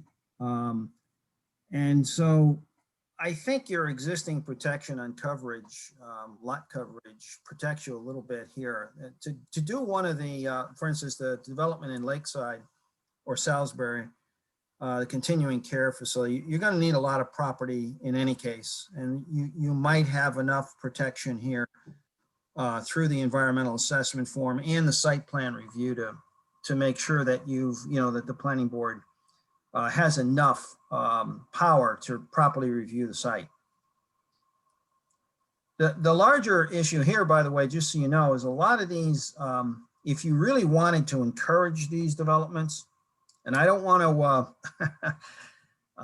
go too far here, many of them that I see and we've had quite a few before some of our communities. The typical one will work best, they'll tell you, at 3 levels, because these type of facilities, they all need elevators. And when you try to put, you do a 2-story one, and by the way, there are 2-story models out there, so they would be able to work with this. But the 2-story model tends to spread out a little bit more, and you got to put in the same amount of elevators. If you go to 3 stories, it's a more efficient building for them because of the distance from a central desk, and you got to put the elevator in anyway, and now you've got 3 levels to pay for it. So that is another issue, whether you might want to allow that or not. So what you're saying, Frank, is if we went to 3 levels, it would be a higher incentive for somebody to come in and do something like this. I think so. We currently permit 35 feet max height. Yeah. So I guess the question is, does that for this use, does that correlate to 3 stories? I don't know, that's 34 feet, so that would be 11 feet per story with, you could get 8-foot ceilings and 11 feet with utilities. Yeah, they'll want, it's tight, I think, but it might be done. And what I'm suggesting here is you might want to specifically allow 3 stories. Right. I think Taylor, is it only 35? Well, I'll have to ask. No, we don't limit stories. We just limit. Don't height. limit them. Okay. Well, you know what? They could come in then and they can buy the ladder truck for the fire department too. Yeah, right. Yeah. Okay. Well, maybe all right, then the question is here, is this enough for you on that? And you allow flexibility to these as they come in? Yeah, so I don't think that we restrict number of stories. And so it sounds like after we go through all this, that maybe we're okay. Okay. With what you've proposed. Yeah. All right. I'm a little concerned about the height. Are we sticking with the 35 feet? Or we're going to unless you're going to buy a ladder truck for the fire department, you have to. Okay. I mean, I think that it's a development that would be good for the town. It's come up on the Tri-Town Coalition. Millerton doesn't have anything like that, neither does Amenia. There's definitely in the area, there's definitely a potential need for it, and it's very good in terms of employment opportunities. So I'm not for restricting it unnecessarily. Yeah. I've just scrolled down to the existing zoning text for educational facilities, and for educational facilities, we permit. Oh, I messed it up. We permit 45 feet. I got somebody trying to dial in. I don't know who this is. 398. Well, I guess I shouldn't. I don't know. Say it out loud. Well, John's the only one missing. All right, let's see who it is, and who's this? Who just signed on?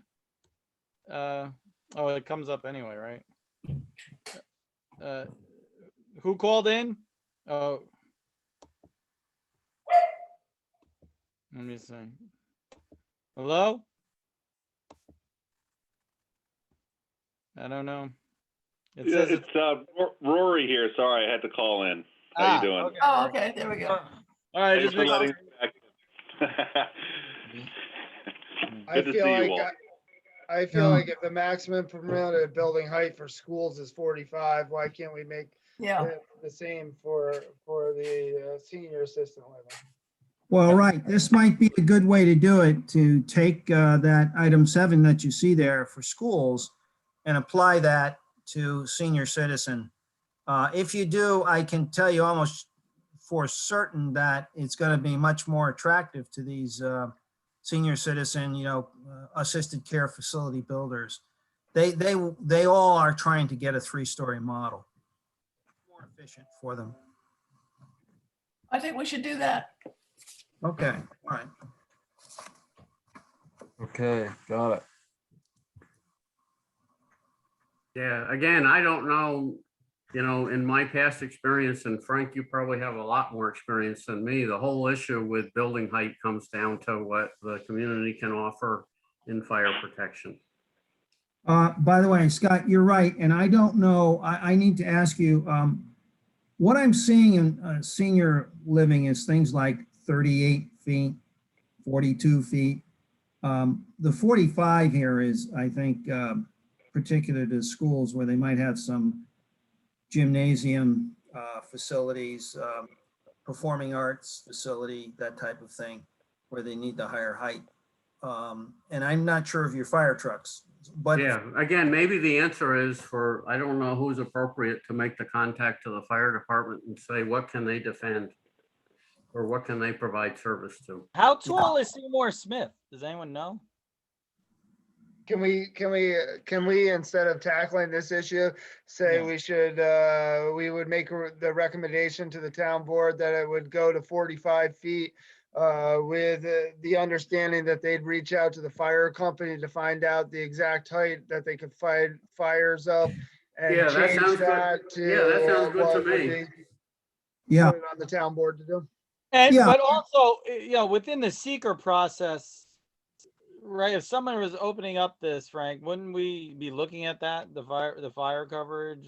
you would. The EAF is gonna give you the authority to look at that. Yep. I think putting well, actually, we could make a call. We could make a couple of calls next week and find out for you, what does the fire department, someone put 45 feet in this code for schools, so I presume the fire department can fight that fire. But we could reach out and make sure next week if you want. Yeah, yeah, I think that would be good. Yeah, and I think if they say, look, it's better for us, it's 42 feet or something, senior living can live with 42 feet. I happen to just know that from working with a lot of them. There's not a magic to the 45 for them. As long as we are clear that it's 3 stories, and this is clear. Yep. Yeah, all right, we could put that in then. All right. We would put an item, I guess, an item 3 that copies item 7 from the schools. Taylor, is that right? So we would put here an item 3. Yes. Under senior citizens, allowing a 3-story building. Yeah. Yep. I think we'll just move like a top or add item 7 Yes, right, as item 3 right here. right. And then what we'll do, we'll call and in fact, we'll find out, who to talk with the fire district to make sure. Okay. All right, good. So Taylor, you want to go to the new language on the educational facility? Yes. So we have the same strategy for each of these three uses. So this one is the same thing, that you can have a larger building if you do the full environmental assessment form, and then but educational facilities does not have the same lot coverage requirement that senior housing did. So we just proposed adding that as well. You see that number 11 there, for some reason, educational facility, it didn't have any lot coverage requirements. And we think that's a little bit dangerous. I'm saying, Yeah. Yeah. No, I'm glad that you caught that. Yeah, okay. So same approach here. And of course, most of these are your public schools, so they're generally, And this is a bigger minimum lot also. Yes, is this one, Taylor, what is the lot size here? Oh, yes. Sorry. Okay, right. So it's minimum 5 plus 2 acres for each 100 pupils or minimum of 10. Yeah. Yeah. Okay. All right, good. Okay. Can I just understand this a little bit more? So if somebody wanted to start a nursery school in a pre-existing building at this point, to get that approval and they'd have to go through site plan, but not only go through site plan, the building that they pick and the property that they would have to go through site plan would need 50% of open space, even though it's a nursery school in the middle of town? Well, in the middle of town, you're still, if I recall, the reason all of your code has, I believe, even in the middle of town in the hamlet, you have requirements on coverage, on both lot coverage and building coverage. I think, Taylor, if you go to our Yes, but I think, Wesley, I think your question is different, right? Are you asking? If it's already there, that doesn't come into account, does it? If there's, That's my question, yes. Right, if you're changing the use, I guess when you, Wesley, when you said nursery schools, I thought about this because nursery schools are expressly as a not permitted here, and then item 6. However, daycare centers are a different thing, or a different use. Well, wait, where are nursery schools permitted? Unfortunately, somebody's gonna have to look that up for me. I don't have my code with me tonight. So the use code does not list that I can see a nursery school as a separate use. you know, we hadn't focused on this. No. I would say, I just caught it because both nursery schools have closed in the last 8 or 9 years, maybe even sooner. But I would imagine that there's a market for one, that one is going to start eventually, I would hope. I mean, the whole time I've grown up here, there's been one. And I would just hate to see the limitations preclude one from starting when it's a great need in the community as of right now. Yeah, and this is personal. There's a baby boom in our family right now. The nursery schools, coming from being, I was on the board of the nursery school, what has happened is twofold. One, the parents want full day nursery school because everyone works. yeah, so that has put one of the pressures that was put on the part-time nursery school that we had. But also what has happened, and what I think what happens is once you go full day, it brings in all these state regulations that, minimum kitchens and all this other stuff. And then what also happened is that the government put the nursery schools out of business by offering whatever they call it, Head Start or preschool or whatever. Preschool. And so I know there's, I guess, still one in Stanfordville, but maybe once different people move to town, sort of thing, then there might be a call for having one, like a private nursery school, kind of thing. But again, it shouldn't be precluded, and it was good in my opinion. But I don't know how much of a problem it is as far as how many people are looking to open up nursery schools these days. Right. I understand that. And in the same sense, most of the properties have 50% open space. I just would hate to see that the general consensus for the 50% open space is not in the hamlet or not in the middle of town for a school. It's in the rural district. And I hate for that to affect what would be in the hamlet or something to stop something that the community could have because we're trying to protect the rural district at the same time. And I just wonder if there's not another answer to answer that. All right, well, maybe it's something that we need to look at. Again, I'm sorry, I don't have the code right in front of me. I don't know. one way to control it is to simply say that schools, in fact, I have a suggestion here. I think item 6 is here that we're looking at is a little bit, I don't know that this is needed, item 6. I mean, wouldn't you want to allow nursery schools, even if there's not, clearly a market for it? And what's wrong with trade schools? Correctional institutions are not in your code now, so you don't have to specifically outlaw them.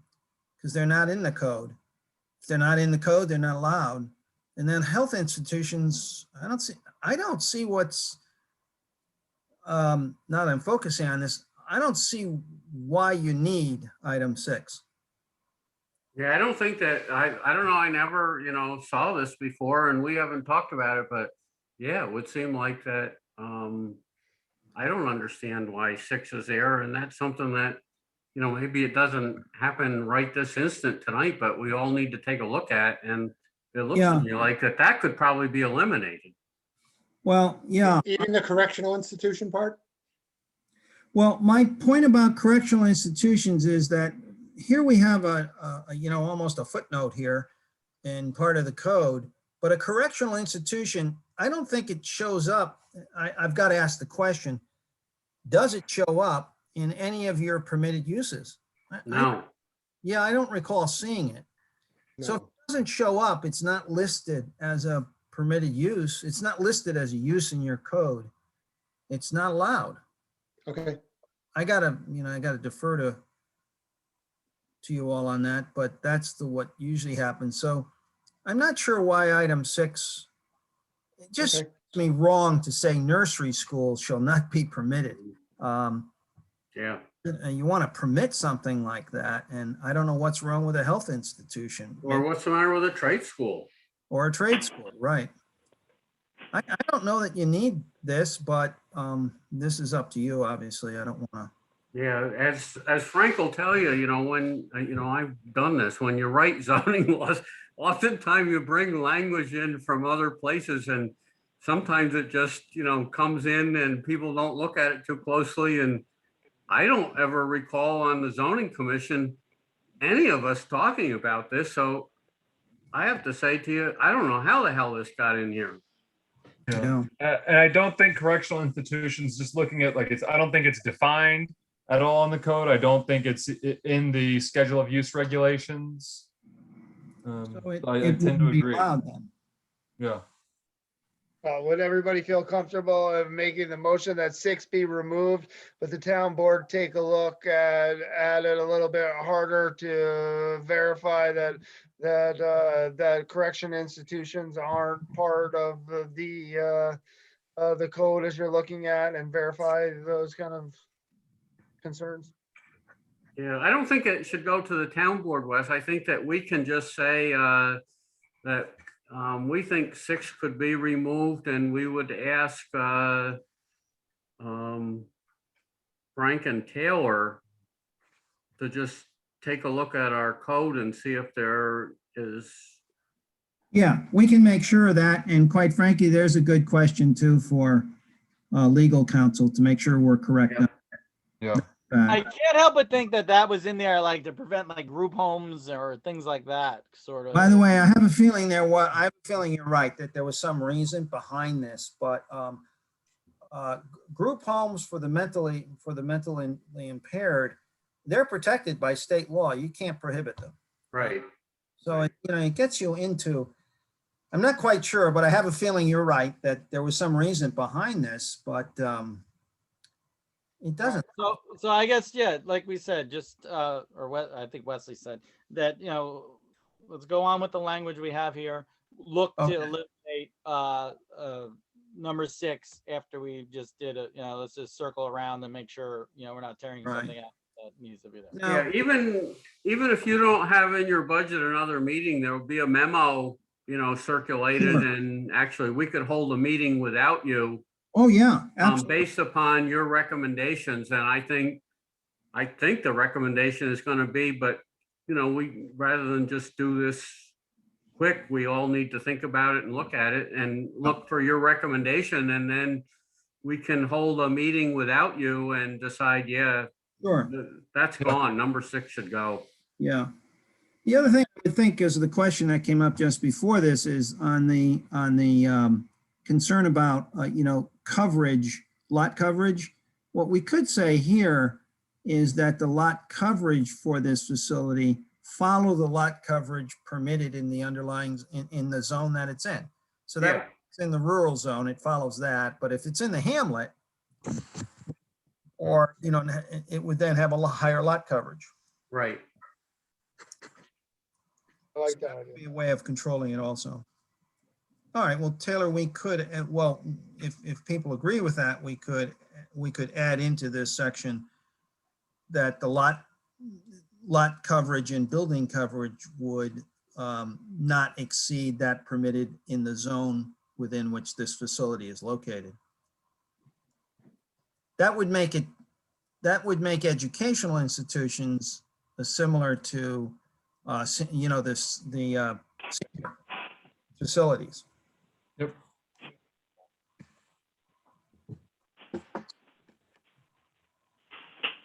Yep. So to review, it would be, So when I'm summarizing this, it would be strike 7 completely.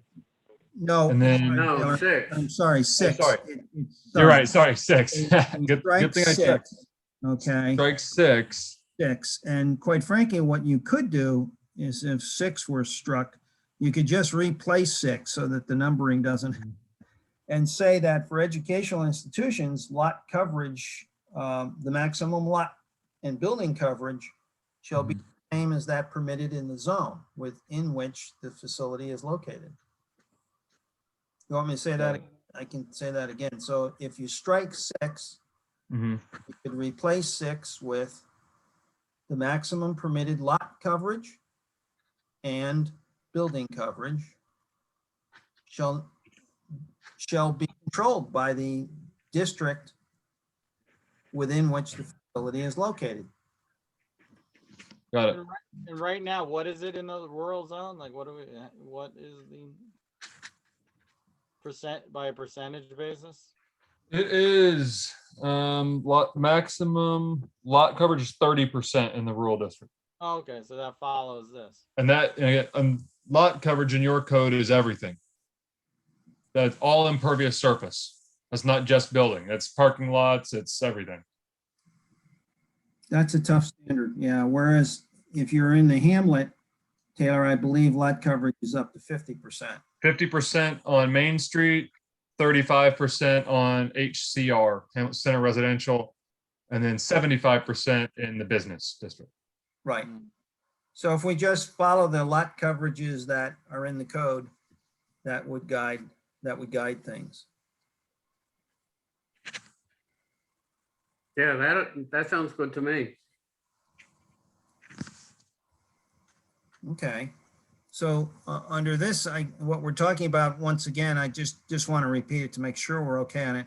We would delete item 6, which is seen on the screen here, and then replace item 6 with the words on lot coverage and building coverage matching the zone within which the facility is located. Yes. Okay. All right, good. Okay. Then Taylor, we could go to, I guess the next one is the resort, right? Yes, item GG, resort. Yeah. We took the same approach here, except on the total on the resort, the only one we're aware of that is currently at least being talked about is in the Durst application. And so on the resort, we added something here, and that is that, as you see under B, the planning board may issue a special permit for a larger principal resort building if the following conditions are satisfied. The resort property is 100 acres or more. That's fairly large. I mean, if you felt that's too large, you could make it 50 acres or 75 acres. And also the applicant must submit a full environmental impact statement. So this is the only place where we required that. The others, we just required the full environmental assessment form. It's the EIS that really costs the money and the time and takes about a year to do. So that's a suggestion on the resort property. I like it. I think you're giving them the flexibility to have a bigger building, and you're also protecting yourself as a town to say that they got to go through the full EIS and that it's got to be over 100 acres, so it can't just happen anywhere. I like the changes. And Okay. then we also, specify that it may allow a larger size based upon the results and analysis.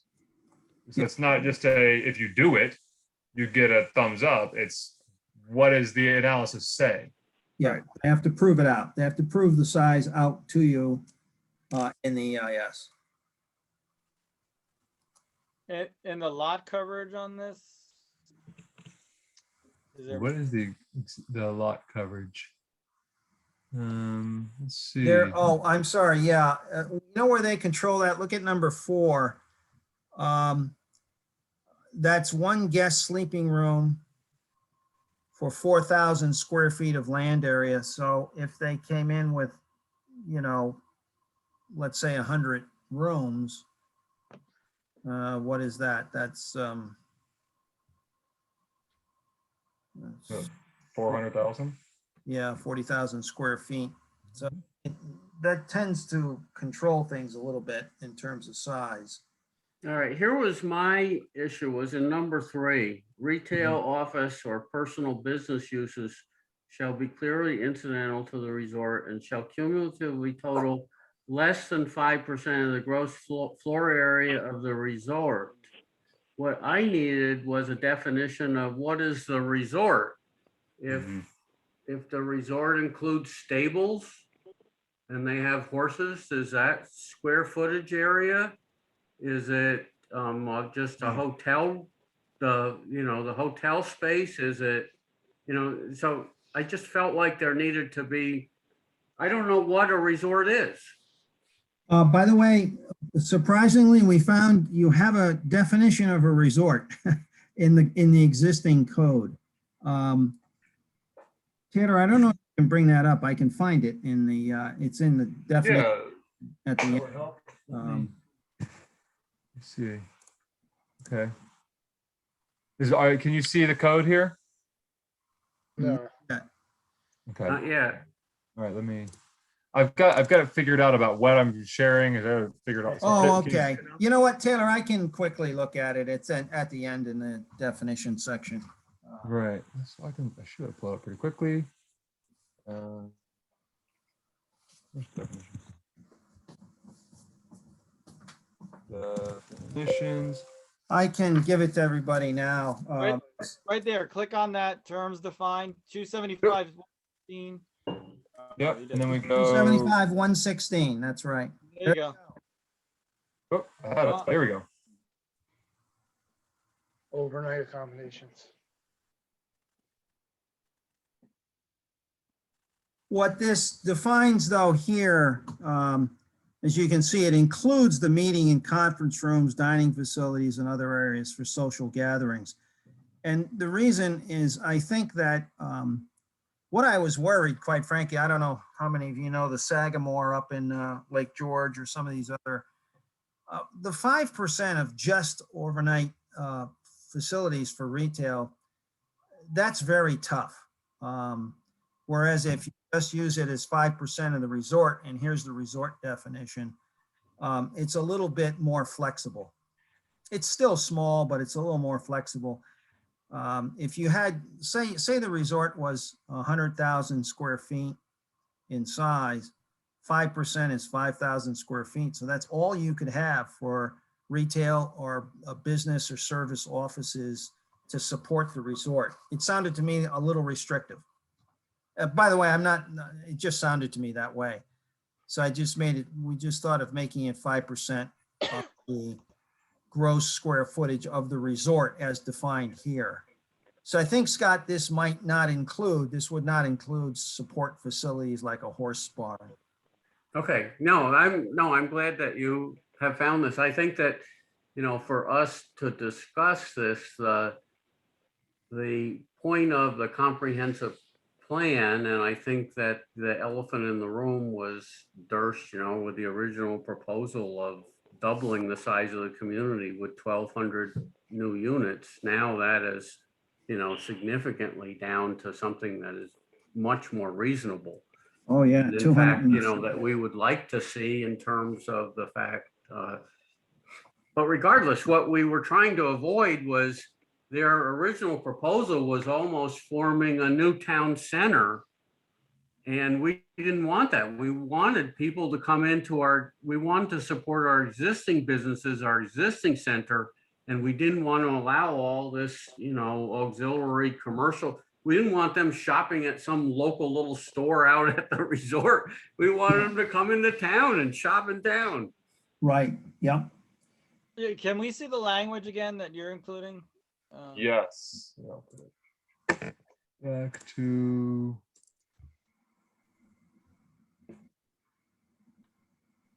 Okay, yeah. Incidental to the resort and shall cumulatively total less than 5% of gross floor. And by the way, we have no investment in this. In other words, if you wanted to keep the same language there, devoted to overnight accommodations, you could. That would mean that the 5% of, say, 100,000 square foot resort accommodations, say you had 100, you have a 60 or 70 room resort, that's going to be 100,000 square feet. 5% is 5,000 square feet for retail, office, or personal business. So, it's I have a question. So what office or personal business, like what, I mean, that's not the offices for the resort. Like if they want to have a management office or something like that, is it? Like, what is office or personal business? Like what is that? Well, the office, my interpretation, that whole sentence, and by the way, we haven't changed this in any way. This is the existing, but it as you read on, it says clearly incidental to the resort. So it's describing an accessory use, but it puts a limit on the accessory use. I do see your question, though. Retail and office, I understand, but personal business, I would have just said, well. I mean, would that be you can get your hair cut while you stay? There's a barber shop inside the main building or something? Yeah. That's true. It could be that type of business, personal service business. Yeah, or like a spa, right? Or something. Yeah, that's right. Yeah. And so, all right, so that's not the offices of the actual resort. That's just other businesses that are offering services. Yeah, and this is we're talking about a space here that's so small that by the time you put a little kiosk and, just as you usually see in a hotel or, it's going to take up a couple thousand square feet for that. And so I don't think we have to worry about this at 5%. In fact, I thought the 5% was kind of limiting, but we could leave the wording the way it is if you prefer. I made it gross floor area of the resort once I saw that resort definition. But if you're more, and Scott, I had forgotten about that's right, that the original application, you don't want anybody to be competing against the hamlet. Right. You don't want to compete against the hamlet. You don't want them to have a large enough convenience store that nobody comes into town. Yeah. Right. And I think, and this accomplishes that. This is a good way to do that, I think. So Yeah. I like it. I like it a lot. Well, I want Frank to think about it again, somebody with a lot broader experience than me so again, just our concern was that we wanted to make sure that they had to come in, they had to leave, they have to leave their premises and go. Hopefully Pine Plains will attract them and they won't just all run to Rhinebeck, but Right. we want them to come into town and shop. Yeah. I mean, my guess would be the easiest thing for that is to leave the overnight accommodations is more restrictive than just the resort.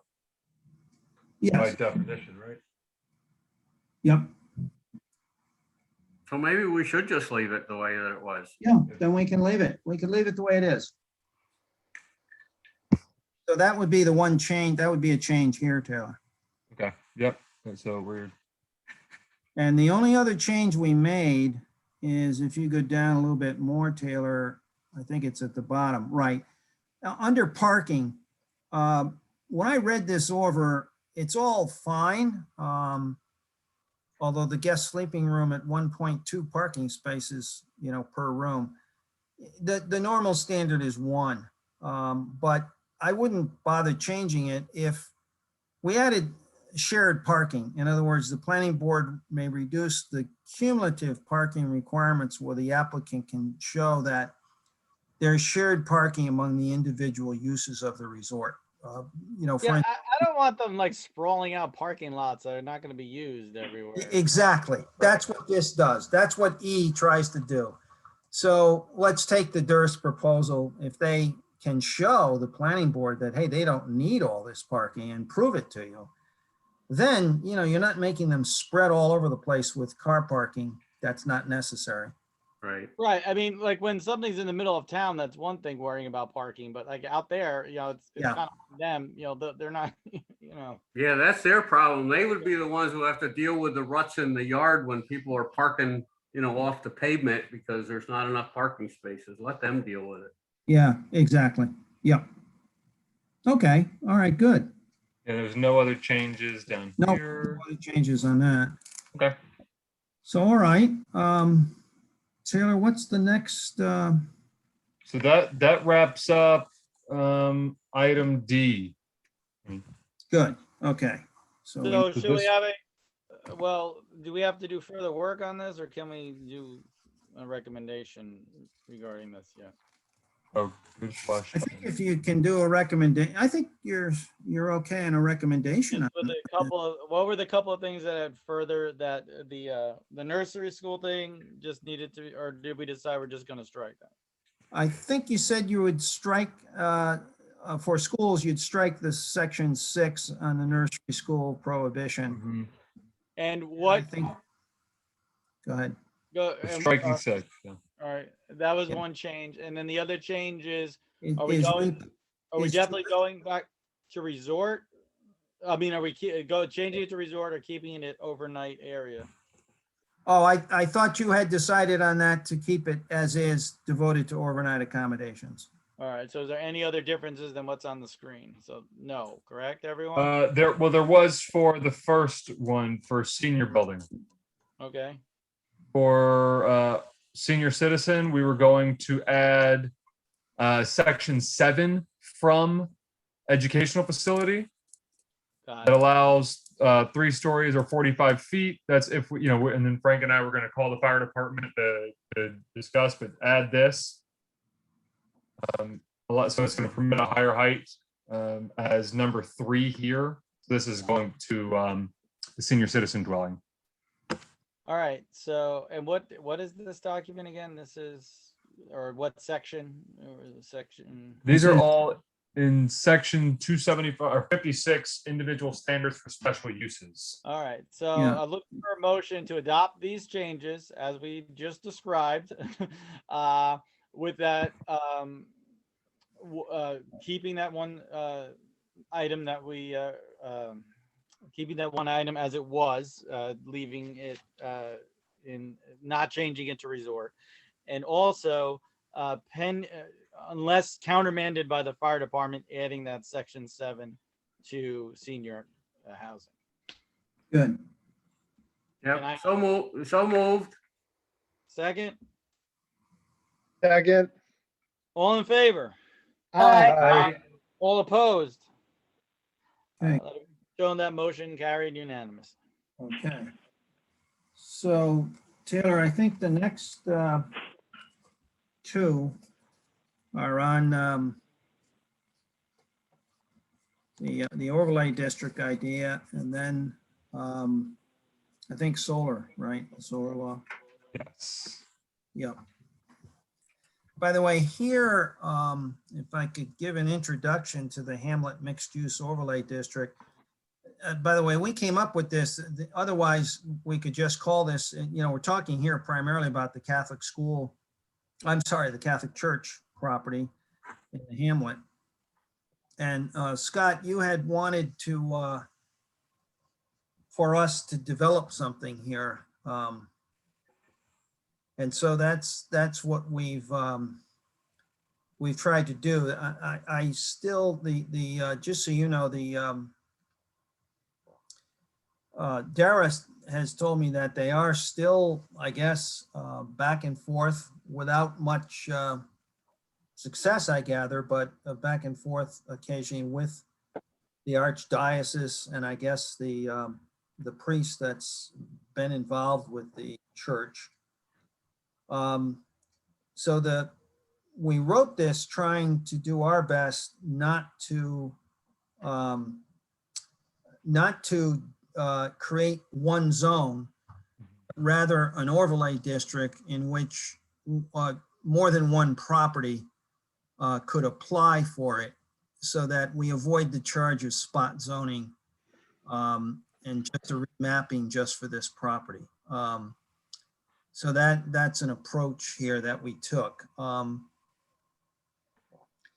So we've developed it as an overlay district. And Taylor, I think the key thing here is how do you get in? What are the criteria for it?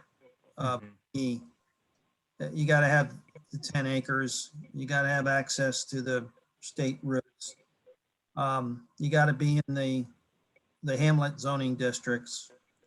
But item 4 is the key. The site must be located within a central sewer district. And any applicant must contribute to the creation of a central sewer district, and the contribution fees for that district are to be determined by the town board.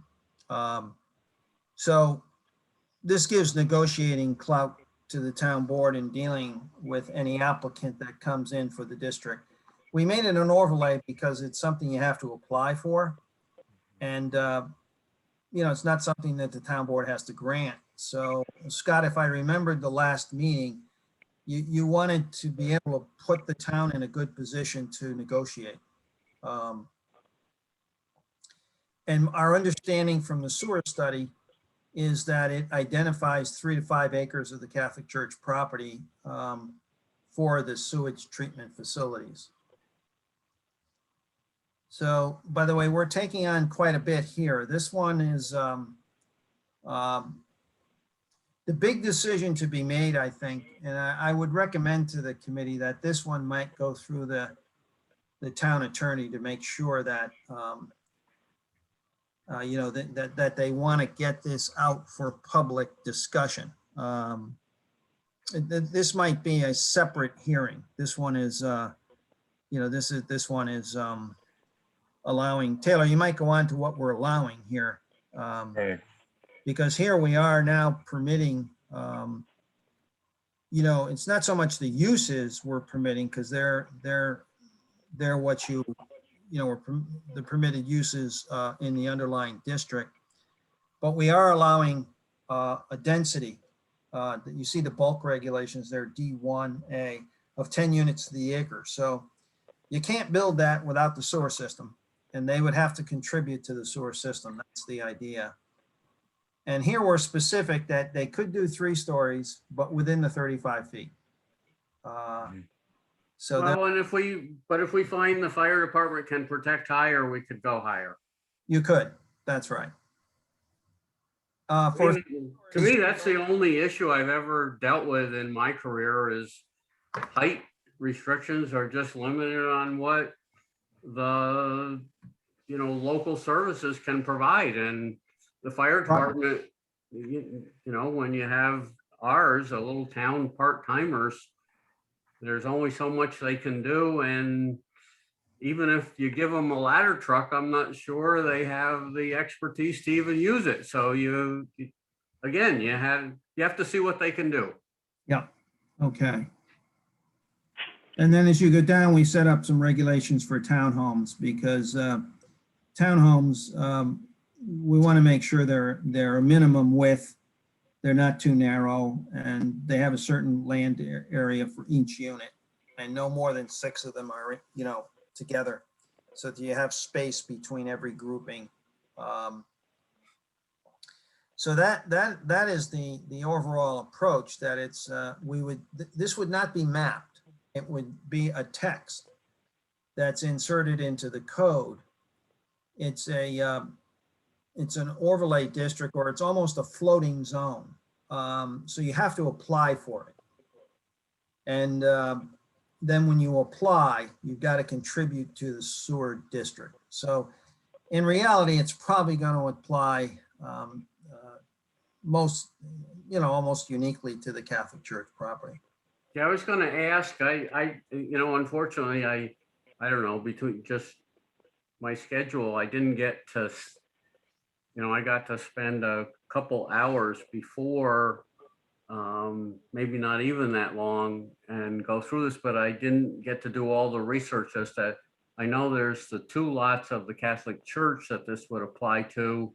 I suppose that some of Mitchell's property is more than 10 acres, so that it might apply to the Mitchell property. Are there any others that this would apply to? Taylor, you might want to bring up the map. Yeah. Well, it indicates 83 and 199, so it doesn't apply to the Mitchell property. Right, and it must be within it cannot be located within the HR district. It's Well, HBUS. wait a minute. The Mitchell property is on Route 82. It is, yes, correct. Which one is that one? Is that Down, but is the sewer district? Behind Stewart. The sewer is Behind not going to Stewart's. extend that far. Yeah, that one theoretically could apply, but you're right. The sewer district is very limited, very small district, the proposal. So I think these outlying parcels are not going to. But that's not to say that, again, somebody who owned that could not come and agree to pay for the town. I have I have a lot of experience with Central Water and Central Sewer and in helping municipalities do that. So I can help you with very specific language on that. Good. And again, my recommendation is always going to be that it be a public, either town or part county sewer district. You never, ever want to allow a private sewer district. It just, Right. because the town board, that's just the worst thing, because the town board becomes the regulatory agency in setting the structure, so they have all the headaches and yet they don't have sufficient control. You always want to have it as either a town district, and ideally you'd make it a part county district controlled by the county water and sewer authority. Yeah, and I think from reading the proposal, the sewer district proposal we were giving it, it's described as a public district. Yep. So you can be sort of generic and call it a public district. Yeah. And allow the settlement between a town and, again, having sat on the town board and having worked at the county level, there's no way in hell as a town supervisor or town board member I'd ever want to take on that responsibility. I would gladly give it to the county because it's a freaking pain in the ass and it takes a lot of time. Yeah. On this All one, right, so can we see the zoning map, zoning district on this? yes, these are the existing zoning districts. Understood.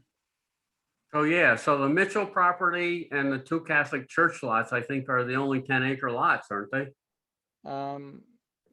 That you said that our district does not apply, is that right? Correct. So the HR does not apply. So this lot up here cannot opt in. it's just the HCR, the HMS, the Hamlet district. Right, the more central areas. And it must have connections to Church Street and Main Street. 199 or Route 82, correct? Correct. Correct. Or and. I believe it's and. That's how I read it. Yeah. So again, I think does anybody else see any other lots? It's just those 3. There are the 2 Catholic church lots and the lot behind Stewart's. I don't think the lot behind Stewart's it applies because it says and 199 and 82. Right, they would have to, purchase other lots to connect up here in theory, right? You could. Oh, okay, all right, good point. You could purchase this one and you could purchase this one to connect. Yeah. Right, but. No, well, and is that our intent to try to prevent the lot behind Stewart's from being, Well, the other problem they would have, Taylor, you might go up further just so we, sewer district. Oh, you know what would have helped us? I forgot about this. The sewer district is limited, very limited, as we understand the map of it, right to what Taylor's outlining. It is only this center of town at 199 and 82. And it's the businesses there. And I'm told there's about 12 to 15 business properties, and that's what the proposed sewer district is. So they are relying on 3 to 5 acres of the Catholic school, the Catholic church site to put the facilities for the district. okay. I mean, I'm happy with that. I wasn't trying to include the lot behind Stewart's. I was just trying to figure out which lots were included. So it's really just like 2 Catholic church lots. No. How does that have access to 82? Be How does here, that- and there is, doesn't it connect? Right here. Yeah, that piece right there. Yep. Where's the funeral home? Scott, maybe. Funeral home would be a couple parcels south. Well, go. Okay. Can I just see that a second? Yeah, just go down a little more. Right. Is this the funeral home? Yeah, that's the funeral home. I'm just saying that lot, right? Okay, so that's not the lot that's for sale. All right, I just wanted to check.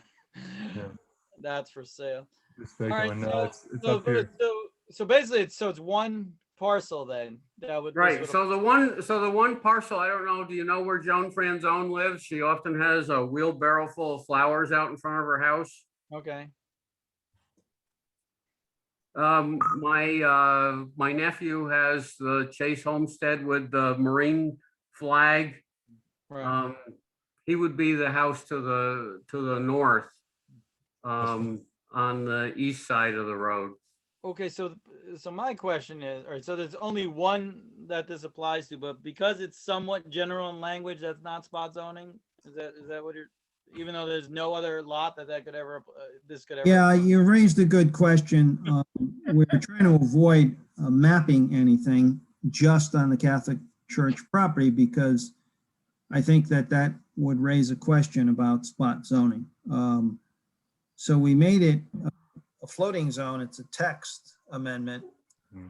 It is possible, and I don't, and in our original write-up, we're talking of having access to 199 and Route 182, and I guess we wrote it that way. You could write it access to 199 or Route 82, and that would theoretically open up the Mitchell property.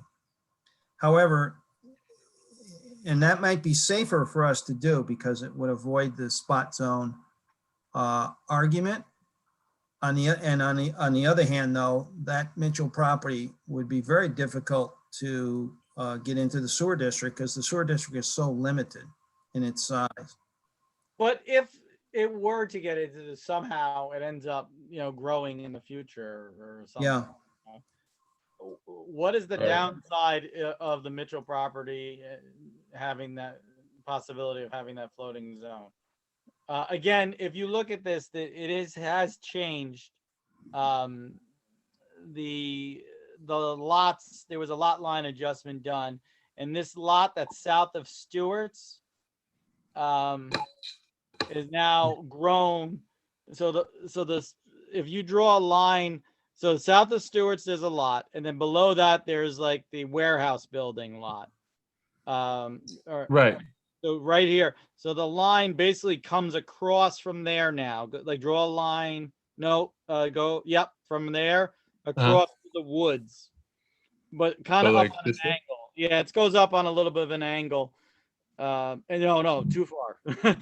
So it stops at the woods, and then so that southern lot goes up into the woods up, and now he has sold that.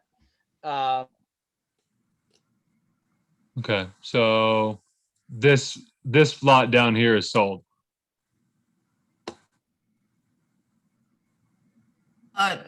That lot, a piece of that lot is the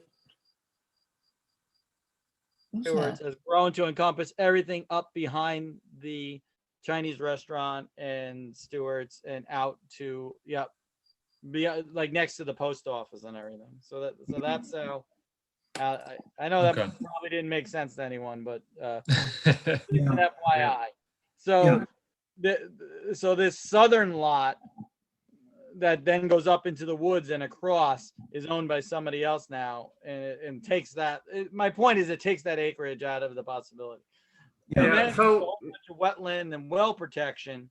So if Yeah. behind Stewart's, we end up with the same sort of thing that we're talking about going in behind, in the church lot. Is that some sort of? I don't understand how that's a bad thing. I don't know. Yep, so now keep in mind, as long as the language says a public sewer district, the town board will have complete control. He cannot form a public sewer district without town board approval.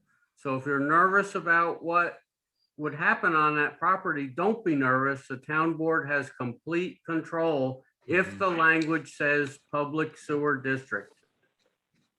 Let's check that, Taylor. Can we go back to the language? Yes. To be sure.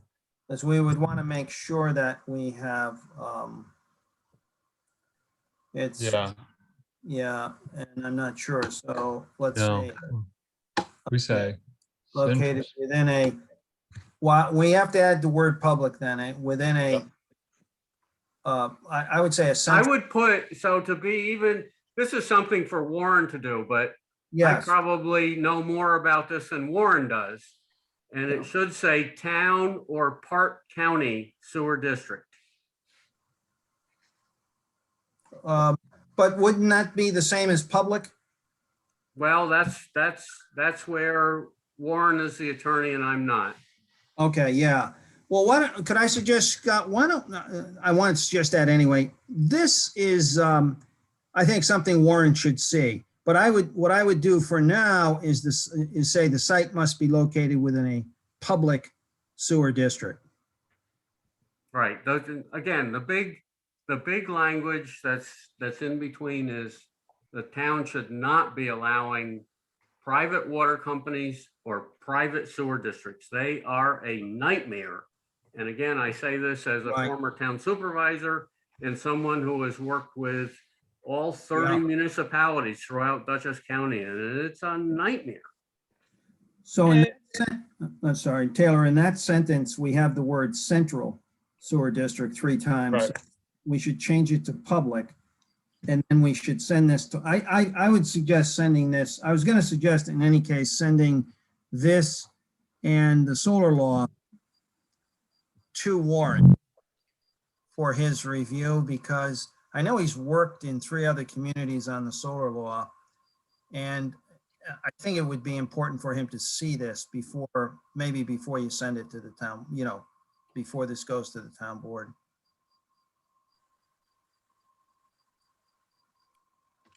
All right. One. And then, so are we talking about changing that language to be or 82, just so we're not spot zoning? Yeah. That's right. So that's the question. The site must have access to Route 192 Church Street or Route 82 Main Street. Yeah, I just wanted to assure folks again, as long as you have in the public district, the town is in complete control of what happens, because no public district can be formed without town board approval. Right. So Taylor, we would make that change safely then on item 2. So it would be the site must have access to Route 199 or Route 82. Got it. Okay. Great. Okay. And is it okay then to send this to Warren? Sure, I'm all for it. Yeah, okay. I think Warren should see it. Yep, great. Anybody have any problem with that? No, I think we So, again, this is nitpicking on language, and Warren would do better to do it, but you talked about in number 4, the site must be located within and again, this is where I put town or Park County Sewer District, and any applicant must contribute to the creation. But the creation could Indoor happen, maintenance. could happen could happen now. And then the development comes 3, 5, 10 years from now. I just didn't like that language Yeah. creation. I would just put that the applicant shall pay their, I don't know, proportional cost or whatever to the district. In other words, they can't be in on the creation if they're not here today, and it gets created. Understood, Scott. We could say the applicant must contribute to the creation and or maintenance of the public sewer district. I would say that just If you must put them in contribute. the district, Scott, if we Must force them, contribute. if we force them into the district, they'll have to pay and be a part of it. I thought that was the trick. Once we put them in and vote them in, they're on the hook.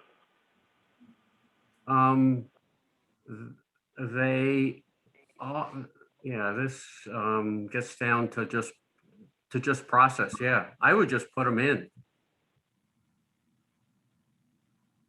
Yeah, this is where I think this needs a little review, and I think sending it to Warren would be good. Yeah. I think we're all on the same page and we're all thinking the same thing. It's just a matter of getting the wording right. And we're all in agreement. Yeah, this is wordsmithing, and I'm not sure we can do that as a group this evening. Yeah, I think you're right. We should send this for wordsmithing to Warren. I agree. And like, one of the words you might add though too is extension, right? It'd be creation, extension, and or maintenance, Yeah. Right. I would do that, Taylor. I think if you are okay, Scott, with that too, the creation, extension, or maintenance of a central public sewer district. I mean, I can, I think, give you some better language, but I don't think it's something that I'm going to do right this instant. No, you're right. We shouldn't wordsmith But it. I'll send you some suggestions, and then let Warren, he's the attorney, let him work it over. Yeah. Okay, good. Then the next one is, I think, the solar, and we have the same in big picture as we've taken what we had from past work in Pine Plains, and we tried to add some language from the state model code and also from one we've done in Mount Kisco in northern Westchester. But I understand now that Warren has written 3 of these for other Dutchess communities. And I thought it might be good to also send this to Warren, so he sees it and wordsmiths it. Well, he was working on a draft, so you've not received anything from him as far as like what he's been working on since. No. The committee handed this to the town, and then it was given to Warren in 2018, whatever. Yeah. That was. What we have done with what you did in 2018 is we have added stuff to it from the state model code, and also from what work we've done on one in Mount Kisco. But I think you're exactly right, Mike. My understanding is that Warren was in a way charged with doing this. So we've taken on some of the work and have done a draft. But I'm just wondering if rather than us spending a lot of time on it, we get his input or get his, imprimatur, so to speak, that because my understanding is he's just done a couple of these in Dutchess County. Yeah. So I only had one, I can't go through I was on the committee, but there's no point in going through the wordsmithing and specific language, but on a conceptual basis, the one concern I had, and maybe Michael, who did this with me a little bit, was the concern that, and I have panels on my barn and stuff, you know, and they guarantee them for 20 or 30 years or whatever, but they have a lifespan. And at the end of, I don't know, whether it's 25, 30 or 35 years, they're no longer efficient enough. But at some point, these things are going to be gone. And so the big thing, I guess, was with the tier 3, you got this giant field of panels, and they're no longer useful or productive. What happens if somebody just abandons them? I thought we had language in there for something of that size would have to have some sort of. Well, it says, Yes. yeah, that they should be gone, but how do you enforce Yeah, that? that- Only, and this goes back to Frank again, with much more Yeah. experience than me. Normally, when you had something that had to be done in the future, there would either be a bond, an escrow account, and is it, or at least the ability to put a tax lien on the property so that the community could go ahead and do what needed to be done and charge it back to the homeowner. In other words, you got this guy who made this money selling the solar energy. He did it for the 25 or 30 years. He wrote off his whole thing, and then he just leaves it. How do we, Right. how do we get that eyesore removed and not have it become a a hard problem to the community? And so that's the conceptual question to both Frank and probably to Warren. Well, it looks like the language here, as far as the plan, you just have to add somehow to pay for it. Like you said, a bond or some, I think you're right. Yeah, we've anyone got doing this. it's going to be a large, giant, a fairly large company for the most part doing these large installations for power, commercial power generation. Right. So I'm just looking for some assurance that the town is going to be able to get rid of this monstrosity that is no longer useful. So we Yeah, need, and I think what you're just have saying, the Scott, authority is. to add that. I'm sorry, go ahead.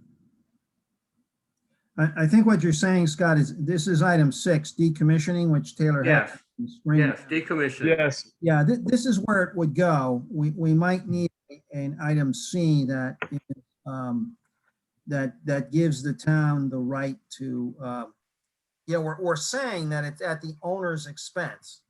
But I think, Scott, you're saying you want something that guarantees that. Right. So there's either, specific language that says that we can put a tax lien on the property, because I don't think that there's just got to be a way to get it done. I think we add an item C, and maybe we send this to Warren with that question. Item C, how do we get it? Is it a tax lien? Yeah. Okay. Yeah, it's just enforcement. What enforcement mechanism would he recommend? Right. Yeah, that's You it. might even want to do both, a bond and the ability to, enforce with a lien if things aren't followed. Yeah. That's just tier 3?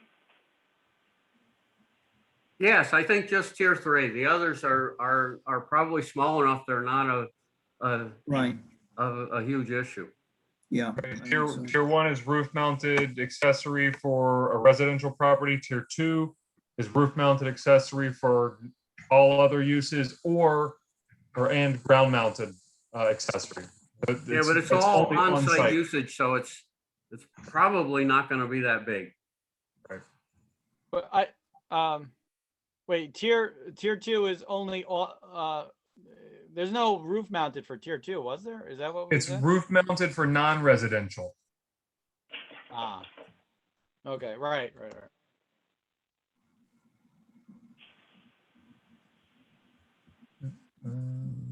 So that was my only, again, conceptual concern, was enforcement and making sure that the town, didn't end up with huge legal costs if they could prevent it ahead of time, had a real straightforward enforcement mechanism to make it happen, the decommissioning. Yeah, absolutely. Yeah. Okay. All right. So on these two, we'll send these to Warren. And Taylor, I think that finishes up the major items. We had one final item that we sent to everybody, I think yesterday, right? Right, sent this this morning, I believe, which was the text about partial conservation subdivisions. This was something we cleared up on Monday, or had a conversation Monday, and then worked it in today. This is so new. I'm wondering if you all want to take a look at this, and we also send this to Warren. And I'm basically saying it's nearly 10 o'clock, so I don't know how you're feeling, but or we can go through this. We can go through this. Send it to Warren. Okay. All right. Yeah. Okay. Okay. Well, I think we've got a lot to send first to the town board, and then we've got these 3 things to send to Warren and see what he comes back with. And then this will give us a chance also to get a meeting date with the town board. And we want to get that, the ideal was to do it in June, but we want to get it so that also you, the committee, can attend. Right, and I think you better tell the town board, these are fairly large items, the ones. They're very large items, so we'll have to take time to go through them. Yeah. Right, the ones that are outstanding that we didn't, vote on. Yes, that's right. That you might, we're gonna probably have to have another meeting with you guys eventually, and Yeah, and I'll ask we the have town. language from Warren, et cetera, and then. You're right. I'll ask the town board. I'll say, there's another meeting that needs to be had probably. And, but at least by getting this Appendix 1, all the things that you've agreed on are substantial. So we could get those to the town board and they could at least, decide on, are they gonna have 1 public hearing or 2, that kind of thing. They can get going on the items you've agreed on. And then we can ask them for an extended period of time and budget to get responses from Warren and then have another meeting. And as you said, you might want to have a meeting yourself on some of these, particularly the last 3 items. Yep. Great. Great. All right. So I guess till next time. Yeah. Okay. Yeah. Do we have to do it like do we do adjournments or whatever? I don't know if we have to do that. It's a committee meeting. We don't have to do that, right? Or do we? Yeah, I don't think you have to do that. Yeah. Just as everybody is okay. In person, you vote with your feet, but in Zoom, you vote with the leave button. Is that how it works? Yeah, well, no, wait. I have one story to tell you. So I'm up in the Adirondacks. It's supposed to go down to 33 tonight. I'm out on the porch. It's getting pretty cold, so we can't go any longer. Well, yeah, okay. You're gonna have to get a coat. All right. Have a good night, everybody. All right, good night, everyone. Thank Thank you you. all. Thank you.